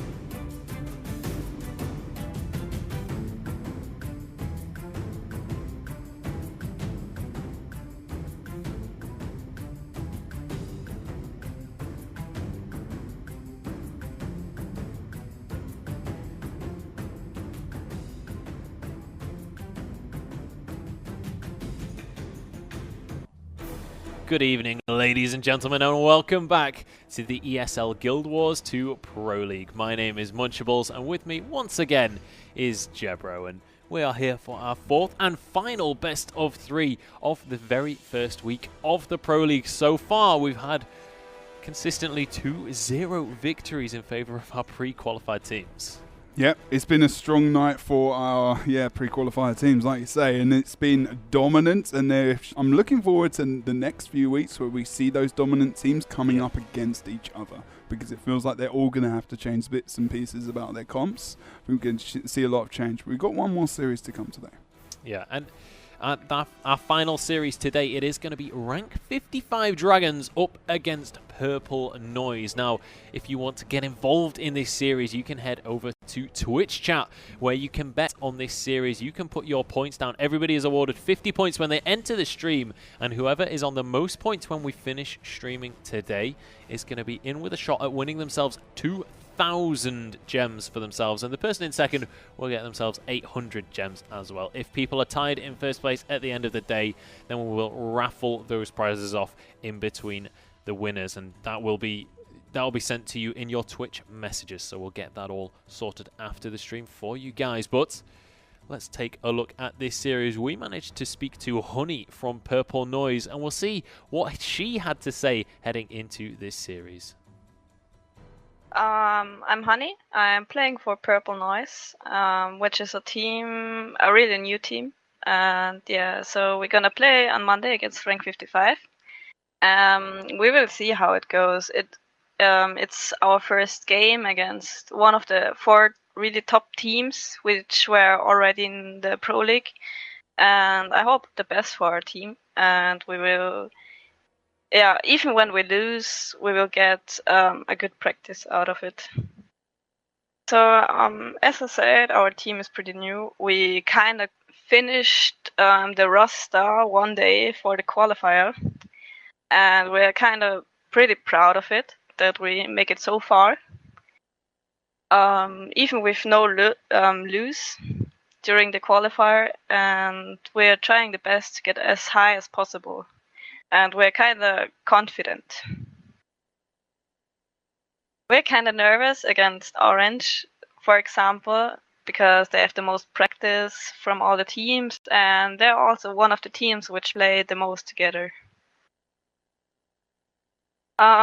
We can't say this where we would be at the end of the season, because we're a new team, and as I said, we try to get as high as possible, and but we hope we can get one of the top teams with much practice, and So there we have it. Purple Noise not feeling resoundingly confident with themselves, but certainly feeling like they have an opportunity to take a few games from the other teams in the Pro League. We'll see how they kind of mesh together. And you heard Honey talking about how they are quite a new team. They have recently got together to get into the Pro League, and I mean, they're very proud of themselves to have gotten here in the first place, and rightly so. They are now in the top 8 teams within Europe, and we'll see how they do across the course of this season. But let's take a look at this matchup right now. We have rank 55 Dragons up against Purple Noise. I mean, we've already talked about rank 55 Dragons. They look to be one of the dominant forces. Yeah, most definitely. They've been around for so long in different varying team compositions as well, different players playing for them. And now it feels like they're very solid again, and they get to this point where they become very solid, but they never hit that peak. You know, they haven't been to a World Tournament Series. They haven't been to the high end of the tournament, winning big things really in the EU scene. And now they're looking to do that. And today is the start of that journey for them, and their road to potentially defeating teams like TCG and Orange Logo. Well, we'll see if this is going to be their pathway to glory. And I mean, their matchup against Purple Noise is going to be their way to kick off this pathway, and it is going to be starting once again on the Forest of Niflhel. Now, we'll run a map intro for you guys. In case any of you are newer to PvP, let's introduce this map for you. Welcome to the Forest of Niflhel. In this conquest map, players will vie for control of 3 score-generating capture points. Additionally, on each side of the map, there are 2 bosses that grant 25 points and a bonus to all stats to the team that lands the Killing Strike. The first team to 500 points wins. And here we are on the map, the Forest of Niflhel, for our final series of the day. It is Purple Noise up against the rank 55 Dragons. Let's talk about Purple Noise to start with. Talk me through the builds here. Okay, so we're going to go for Mancal first, and we're seeing a lot of people playing condition reps. Now, there isn't a massive amount of condition removal, really, coming from a lot of these teams. We saw Blackjack coming out of a little bit more Condi removal earlier for the Elementalist, and, you know, this is feeling very Condi-orientated. We've got some burst, but we do have the Condi, and this is where we've seen this build being played before. He's going for Corruption, Retribution, and for the Herald, but not going with that Dragon stance. It's all about the pressure from this build. Oracle going to be playing, he's not going to be playing Mesmer, a Bunker Mesmer, he's going to be playing the Shatter Mesmer, which is high damage, high reward from the Signet of Humility, of course, turning his foes into a mower. Can get double mower if he gets that continuum split off very successfully as well. Very, very good player himself, so experienced on Mesmer. We've seen Oracle playing for a long time. If you don't know who the Oracle is, he is Misha, but he is now going to be known as the Oracle in the ESL Pro League. Zan, he's going to be playing Hammer Engineer here. He's going to be going for Marauder with the Inventions, Alchemy, and also for the Scrapper line. We've seen this build being played tonight as well, going for the Rune of Durability, which is a new rune into the game, into this mode, and is very, very popular at the moment. You can see for various reasons of boon duration and toughness there, which makes him a little bit less susceptible to damage, of course. And then we've got the Revenant coming out from 11. He used to play Thief and has now switched over to the more damage power focused build, which is coming out across this guy here right here. Retribution, Invocation, and Herald here with the Dragon stance coming out. It's a little bit more sustainable than the condition build in massive team fights as well. But aka Lipion going to be the final member of this team, and he's going to be going for Signet of Renewal there rather than Signet of Stone. He's also going to be going for Nature Magic, Beast Mastery, and Druid here, as well as Celestial, and obviously going for that Rune of Leadership. That is going to be rank 55 Dragons. It certainly is. And up against them this week, it's going to be one of our new teams on the block. It is going to be Purple Noise. And we'll kick off these builds looking at Honey. Yep, the lady indeed herself, who we just had the interview and we heard from, she's going to be playing Staff Elementalist at the moment. Go for cantrips though. She's going to be going for Arcane Water and also for Earth, and she's going to opt to go for the Diamond Skin. Not going for the Tempest here. She's not going for a lot of auras. She's going for that Cleansing Water as well to remove some conditions when she gives that regeneration off to her allies. She's going to need it because we've got conditions coming out from this team. Minzy is going to be going up next, and he's going to be playing a Marauder Strength Rune Scrapper Engineer. He's going to be able to sustain himself quite well through his utilities and also through this Sneak Gyro. People playing Mortar Kit and Sneak Gyro different ways according to their team comp. Demon Lord Necro is going to be playing, guess what? Necro. He's going to be Karen Amulet with the Shocker. Rune of Aristocracy. Shocker. Some people do that. It's a bit random sometimes. He's going to be going for a lot of Condi in this build, obviously going with that Karen Amulet there, as well as going for Scepter and Offhand Dagger instead of going for the Warhorn on the focus there. And then we're going to see go over to Badaka there, sorry. He's going to be playing a Bunker Mesmer though, so he's going to be opting for this build, going for the Sword and the Shield and the Staff, and obviously for that Rune as we've seen before, and the Chaos Inspiration, and for Chronomancer there as well. But that's going to be full on Wells, not using the Blink or Portal mobility that we've opted to see from the other guys, so he's not going to have that extra mobility that we saw Helseth coming out with in Super earlier on in the day. Final member that we will talk about today is going to be Scovo. He's going to be going for the Aura Manta Tempest here with the Shout removal coming out for the conditions with the Celestial with the Dagger and Focus. A little bit more condition removal. That feels like a choice. We do already have a Staff Elementalist, but going for Stoneheart here, so no more critical hits coming out from him. So we're looking for correct rotations from the Elementalists, making sure they're, you know, either in the Condi fights or no, we've actually seen, Stoneheart coming out as well for Honey, and may have just missed that up a little tiny bit there, but we've had loads of people playing Diamond Skin today as well, so it's easy to get confused. But that is going to be your team of Purple Noise. Well, we'll see how this one's going to pan out for them. So looking across the two compositions that we've got in front of us, which team do you really feel has the edge in this kind of matchup here on a compositional basis? I mean, in the compositional basis as well, it's difficult to say. The 2-Rev team, we saw how dominant Orange Logo were in that game, and the Revenant is very, very powerful, not only as a power damage class, but also as a condition dealing class. And the blue team, they're very, very sustainable. We've got Minzy who's playing a Marauder Amulet. We've got a Carrion Amulet coming out from the Necro. And these guys are very susceptible to conditions. So if we see the condition rev in a matchup with these guys, we've got to see a lot of Condi removal coming out from them. But we've got sustain on blue team that could possibly take it. Yeah, they certainly could. So we'll see who is going to be able to take the lead in this one as we head onto the map. The game has begun, and we see immediately both teams scattering towards the points. And look at this aggressive push already coming out from rank 55 Dragons, sending 2 members over towards the Henge. Yeah, Oracle is the mower comes out already onto Scovo, and he's pushed into a corner there. He has nowhere else to go, and the focus damage really comes out hard. And we are going to see him potentially drop down to about half HP. He goes, needs to be careful that he doesn't get taken out here. Zan drops over towards the side as well. But this is going to be Badaka over on the midpoint, who's dropping quite low himself, but he's going to be okay here. And we do see that blue team are able to sustain themselves quite well. Well, I've just been told by production that apparently 85% of you guys are betting on the Dragons for this one. So definitely the crowd favorites. Purple Noise pretty much fighting against the odds here and fighting against the crowd. We'll see if they're going to be able to do it, though. Honey being focused on down, not in a favorable position, and is going to be dropped into that down state. We'll see if Badaka is going to be able to get that res. He's trying his best. The gravity well does come out. Is he going to be able to get the res? Doesn't look like it. Honey, actually, no. No, she vapors. It was vapor. Yeah, I mean, again, she was close. I mean, to be honest, unfortunately, she decided to move away from the Mesmer rather than moving to him in the ending moments of that part of the death. But we do see them moments of her life. We do see them take the 2 cap though, and because they're very, very sustained team comp, they could keep the sides while they wait for their member to come back onto the map. But they've got to make sure they don't lose Badaka here. She needs help. Honey's coming up from behind to make sure he gets that. No, she's actually going to leave him in the win there. But we do have the Necro on the blue team coming in. Scovo down over on the mine side as well. They need to get towards him to make sure they can keep him up potentially, and maybe just hold this point contested. But the other side is contested as well.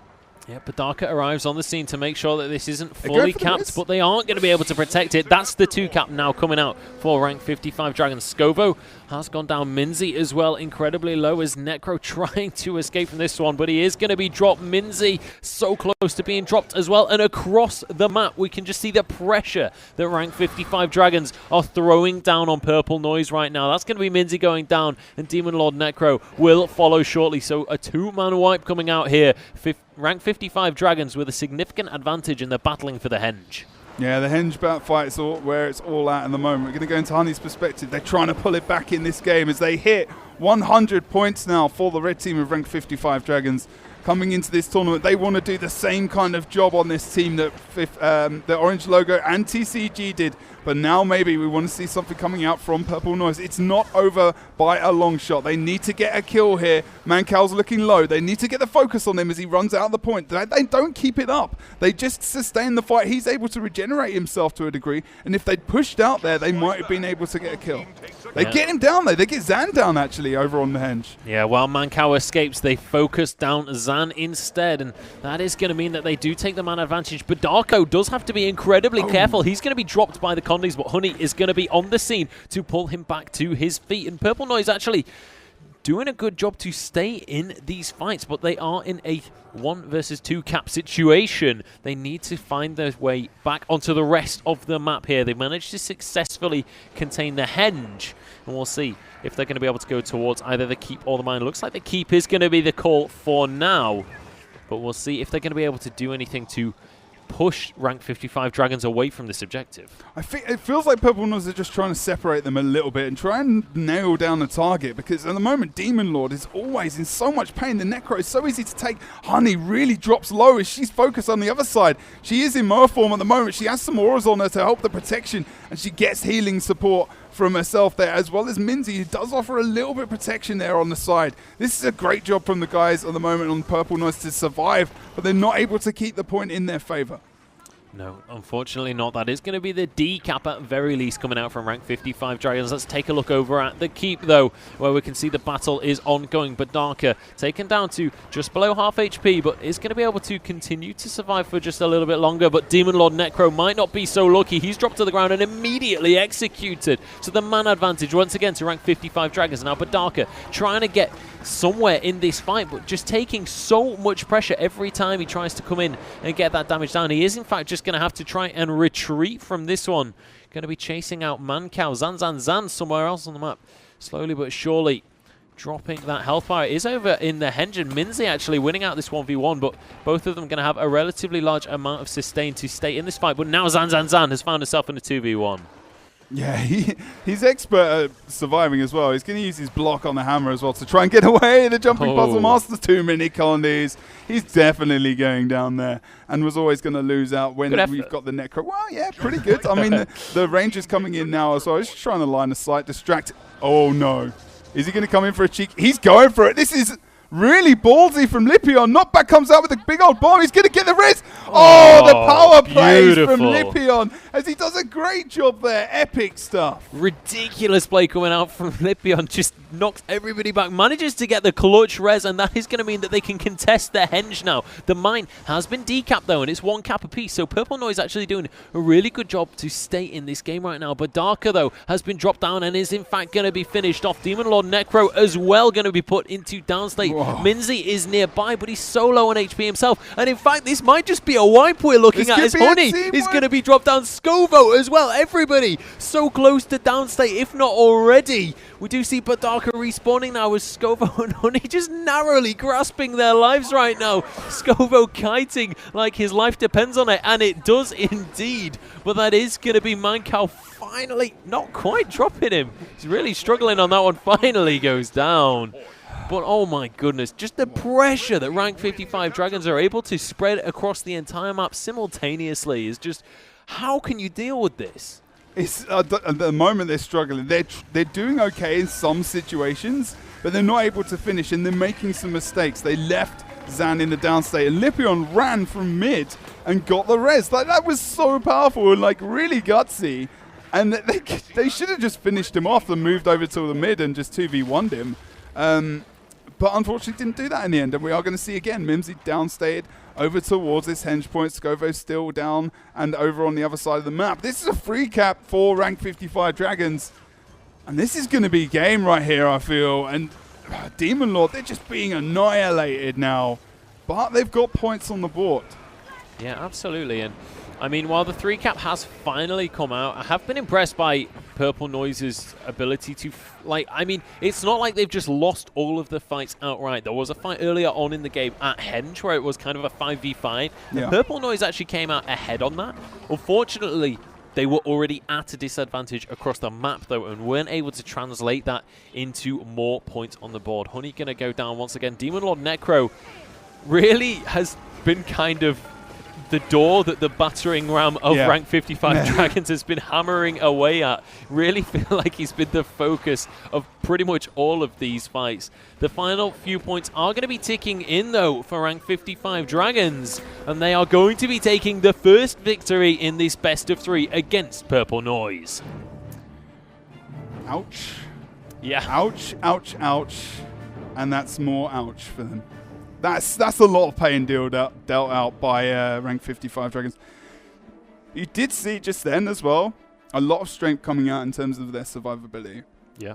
That Lipion res was really, really gutsy. And sometimes those moments come out from rank 55 where they can really pull off those special kind of moments where they really do take teams. If they make any kind of mistake, they'll just absolutely rinse them for it. And it's a similar thing for Orange Logo and TCG as well. Going up against those high-level teams, your play's got to be, perfection. Yeah. So that you are not going to drop so easily.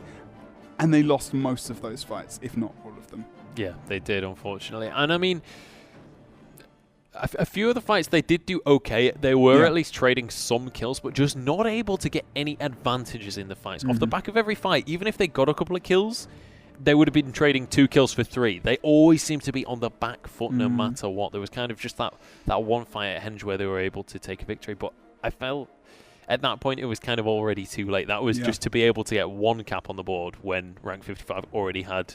Rank 55 in that fight were looking for the 3 cap. That's kind of the situation that they were in. So they need some damage. That's what we need to bring in here. Maybe a Revenant might be great as well. We've got 2 Elementalists. We've got the Mesmer as well playing that bunker build that we saw earlier, and we've seen throughout the evening. But now they need to bring the damage. They need to bring that focused damage into the team. They've got 2 Revenants and an NG and the Mesmer as well. They could easily nice targets for them, but they haven't got the focus damage. They're always running. If you watch that map and you watch that last game, they were normally getting into a point, contesting it, and running around the node, keeping it contested. Yeah. They had no pressure.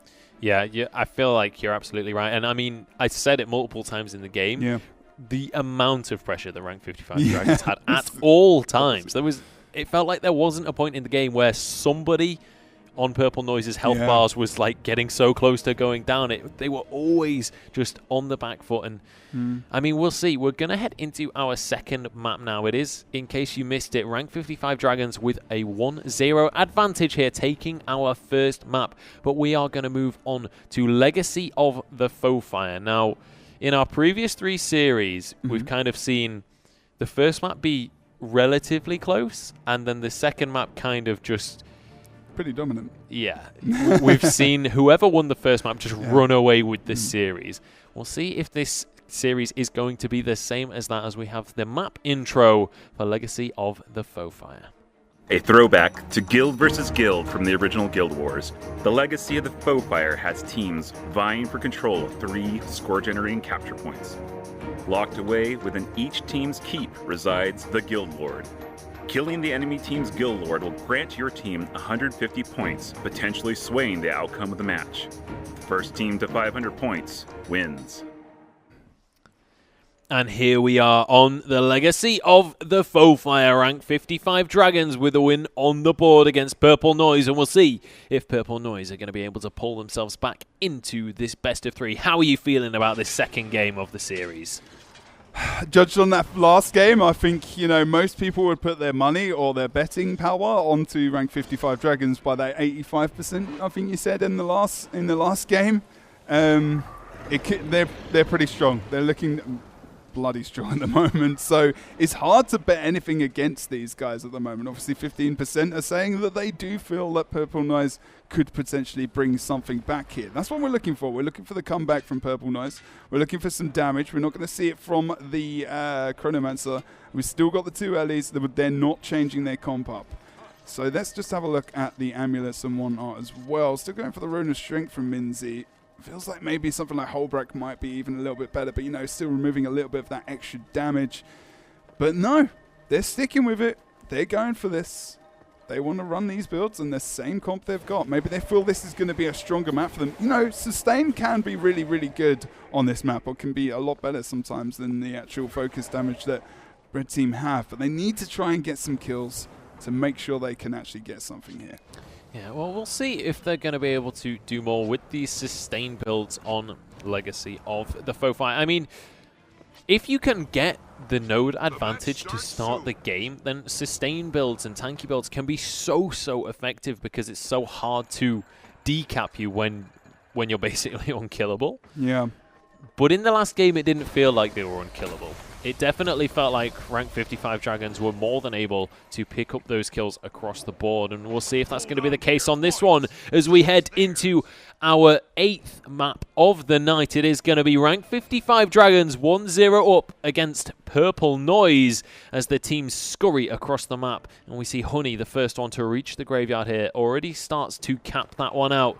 But immediately we see the Revenants charging across and starting to contest these points. You've got Hammer Revenants as well coming out from 11, going for the hammer there and going for the sword shield. They get the Moa quickly onto Minty, and this is classic play. We used to see a made in meta play similar on mid with the Moa stealth plays, And now we've see it coming out from 55 HP Monks as they do something very similar. They don't even stand on node. They get the early down onto Minzy, and that's a very early kill. Minzy just got destroyed. Absolutely owned. Like 30 seconds in, they've already got the first kill. They want this over and done with. They want to go out to dinner. They want to just get onto the next week and just show us how powerful they really are. Honey down as well. Within a minute, just over, we've already seen 2 players being downed from Purple Noise. Yeah, Demon Lord Necro might be going the same way as well. And this is how you start a game from rank 55 Dragons, already taking 3 kills for themselves. They haven't actually managed to cap any of the points yet, so well played by Purple Noise to hang in here. But now the points are going to slowly but surely start to tilt in favor of rank 55 Dragons. Zan just going to be hanging out here, just trying to last as long as he can, and Oracle is going to be there to back him up, so the 2v2 going to be ongoing here, and Zan and Oracle don't even need to win this, because across the rest of the map, rank 55 Dragons have already got the points. Yeah, and they can just sustain and wait, and then, you know, I feel like 55 are just going to run in there, and they're just going to, they want to get a wipe. They feel like they could get the team kill here, and they're already going for Demon Lord, but we are going to see the stun coming out on the side onto Oracle from Minzy there. That's a really good job of bringing with the slick shoes. And they do get a kill here. This is a really good job. And AKA Lipion not able to be the hero this time. And I feel like they've been overcommitted here, and they will get a couple of kills potentially, but they back up. Levin in really low state here as well. And they come back out of their situation and get Demon Lord down. And that's top tier play for you. This is 2 insane. down states, and they get the kill on Demon Lord.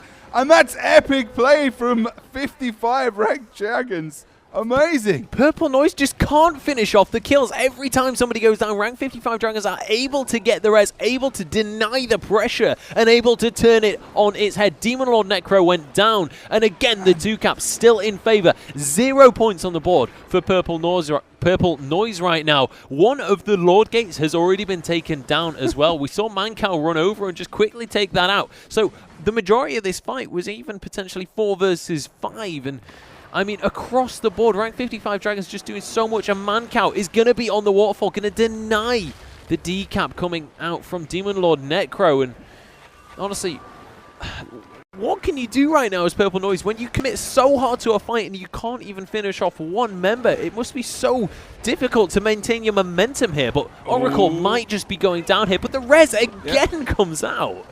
It's so strong at the moment. And let's have a look. Levin is in this situation. And if we go over his build very quickly, that I do feel like they're getting the reses of this infused light from the Revenant as well. I'm just going to double check that that is exactly what he's running in this build.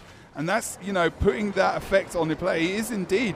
And when they go for the down cleave, they're resing. And I don't feel like the blue team are communicating that enough. I feel like they're cleaving so hard, they're panicking and trying to get the kills, that they're actually helping with the res in that situation. And now we're seeing, and that's what's great about having a Rev in that team fight. Yeah, absolutely. And now we could see this 1v1 over at Waterfall continuing to go on between the Revenant and the the Necro. Demon Lord Necro is looking like he might just have lost that 1v1 though. He's going to be able to survive on that life force for a little bit longer, but Honey might not be so lucky. A few comedies ticking away, but is going to be able to heal those off, and actually might just be able to top herself up. As I say that though, she's surviving. She's doing a really good job there, but always running. Like, yeah, I mean, this is what you said, always running. And let's have a look at Demon Lord, who does win over on that side of the map. So in the end, good job. She should have stuck there for a little bit more longer, actually. I wasn't too sure. Sorry about that, dude. Purple Noise with the cap advantage, though. Yeah, at present, there's still a chance they can come back into this. So, you know, showing across the 3 points now, they've been able to sustain. This is where they're doing a lot better. In the big team fights, they're not able to do that. Here, they've shown they can sustain a bit more on skirmishes. Baduka comes in with the feedback res. He gets really focused. Bunny comes back up. She really... Yo-yo. And now she's running again. She can't go in for the res there. Demon Lord thinks about going in for it. Can't drop the fear down yet. Doesn't think about going for the interrupt as of yet as well. Could you just shout here to help out? He's going to do it now, then go for the res, but then we are going to see the evade of that. And Zan comes in for some extra damage, coming out with the poison from Demon Lord. Feels like he's going to go down. 9 stacks of confusion. Yeah. Can't do any damage yet. He's got no Conde removal. And he goes down stated. And look at the map. Demon Lord down. He Honey down. overextended so hard to try and get that res as well. He was desperate to try and get his teammates back on their feet, but just wasn't really able to do it. And when he went to try and get that res, it's just going to be punished so hard from that. And that's what we've seen from Rank 55 Dragons. Whatever Purple Noise try and achieve, Rank 55 Dragons are going to punish them somewhere else for that. We are going to look at, and hopefully Paducah can come in, maybe potentially to get this. Is he going to be able to get on Node? Nope, he's not. Now he's going to be in a 1v1 with the Revenant, who's been holding this side of the map for a long time, actually. And Minzy downstayed over on the other side of the map. Lipion doing a good job there, along with Oracle, of course, on the side. And we are going to see them grab the free cap quite soon here. Blue team members need to regroup. They can't do what they're currently doing. They need to just suck up the 100 points or so and come back into this map and see if they can come back in with one legitimate comeback. Yeah, I feel like, to be honest, a better way of playing this kind of sustained composition, I feel, would be have your bunker on one of the points that just stops it from being decapped, push towards mid with a 4-man squad. If you've got this kind of sustained comp with 4 people, it's going to be so much harder for them to take you down. But they're playing these spread out skirmishes that it's just not really working out that well for them. Zan being focused down incredibly low, but he is going to be able to just about escape with his life there. Heads over towards Graveyard and is going to find himself in a 2 versus 1 now against Scovo. Oh, there we go. The Oracle brings out the mower and wants to finish Scovo off. He's got it again as well, using that continuum split as well. So he can pull out the mower again if he should so wish. Uses his heal full HP as well again, as Scovo does regenerate over on the side, using that Tempest very, very well to make sure he does survive. And we are going to see, over across the map again, free cap, powerful control. I'm wondering whether or not we're going to see a portal play Lord Rush coming out from Misha, aka the Oracle. Demon Lord downstated again, as Badaka also downstated next to his buddy, holding hands as they both are taken out together here. And it looks like Minzy is not far away, and he goes into downstate there as well. And look at the boys. They are going for this Lord Rush.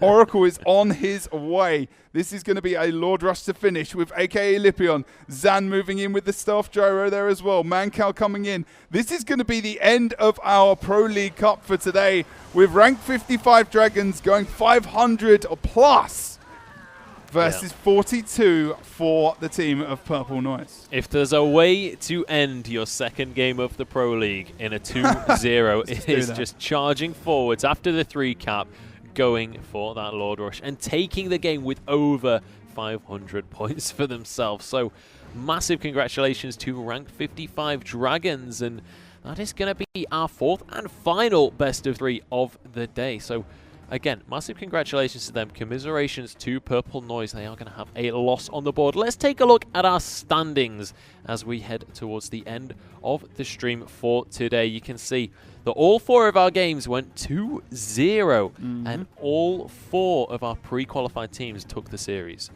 Absolutely smashing day for all these guys, and they're going to be pretty much a lot of people's picks for the top 4. But this is the first week of Pro League. Next week, we obviously will see different matchups. These guys that's it for the Pro League, for playing each other now. For this season 1, they will not play each other again. That's important to note.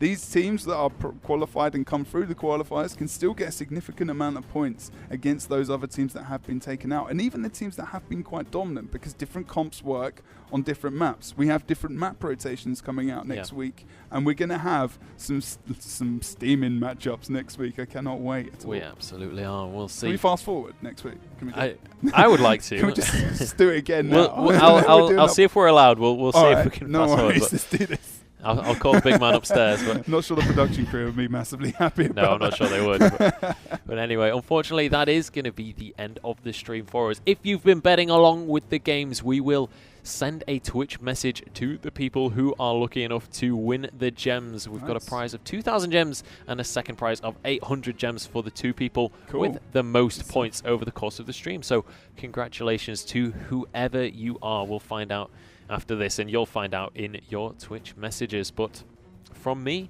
and from Jebro, it is going to be a good night. Let's take a look at our social media before we go. You can follow us, and you can also follow Guild Wars and ArenaNet on Twitter. Take a look at us here we have on Facebook, Twitter, and YouTube. All of the VODs will be going up onto YouTube as well. So if you missed some of the games from earlier, you can catch them on the web. But make sure you follow us, follow Guild Wars and everything. Just follow social media. Do the following thing. You know follow how it works. all the things, because if you don't, then you're not going to get all the information you can get. I tweet all the time about this. Joe is as well, and judging by the amount of viewers, you guys are enjoying this. Absolutely. Even though we had some pretty dominant games today, I think this sets a tone for that top L end of the Pro League, as well as the other teams that are going to come up against each other in the future. Yeah, absolutely. So make sure you join us next week when we'll start to see some of the now bottom 4 teams playing against each other and some of the top 4 teams playing against each other as well. And we'll start to see a little bit more of a diverse scoreboard. We are going to be heading off, but make sure you tune in later for the American Pro League, as we're going to see who the top 4 teams in America are going to be as they do their first best of 3s. But from me, from Jebro, and from the rest of the production crew, it is going to be good night, and we'll see you next Monday.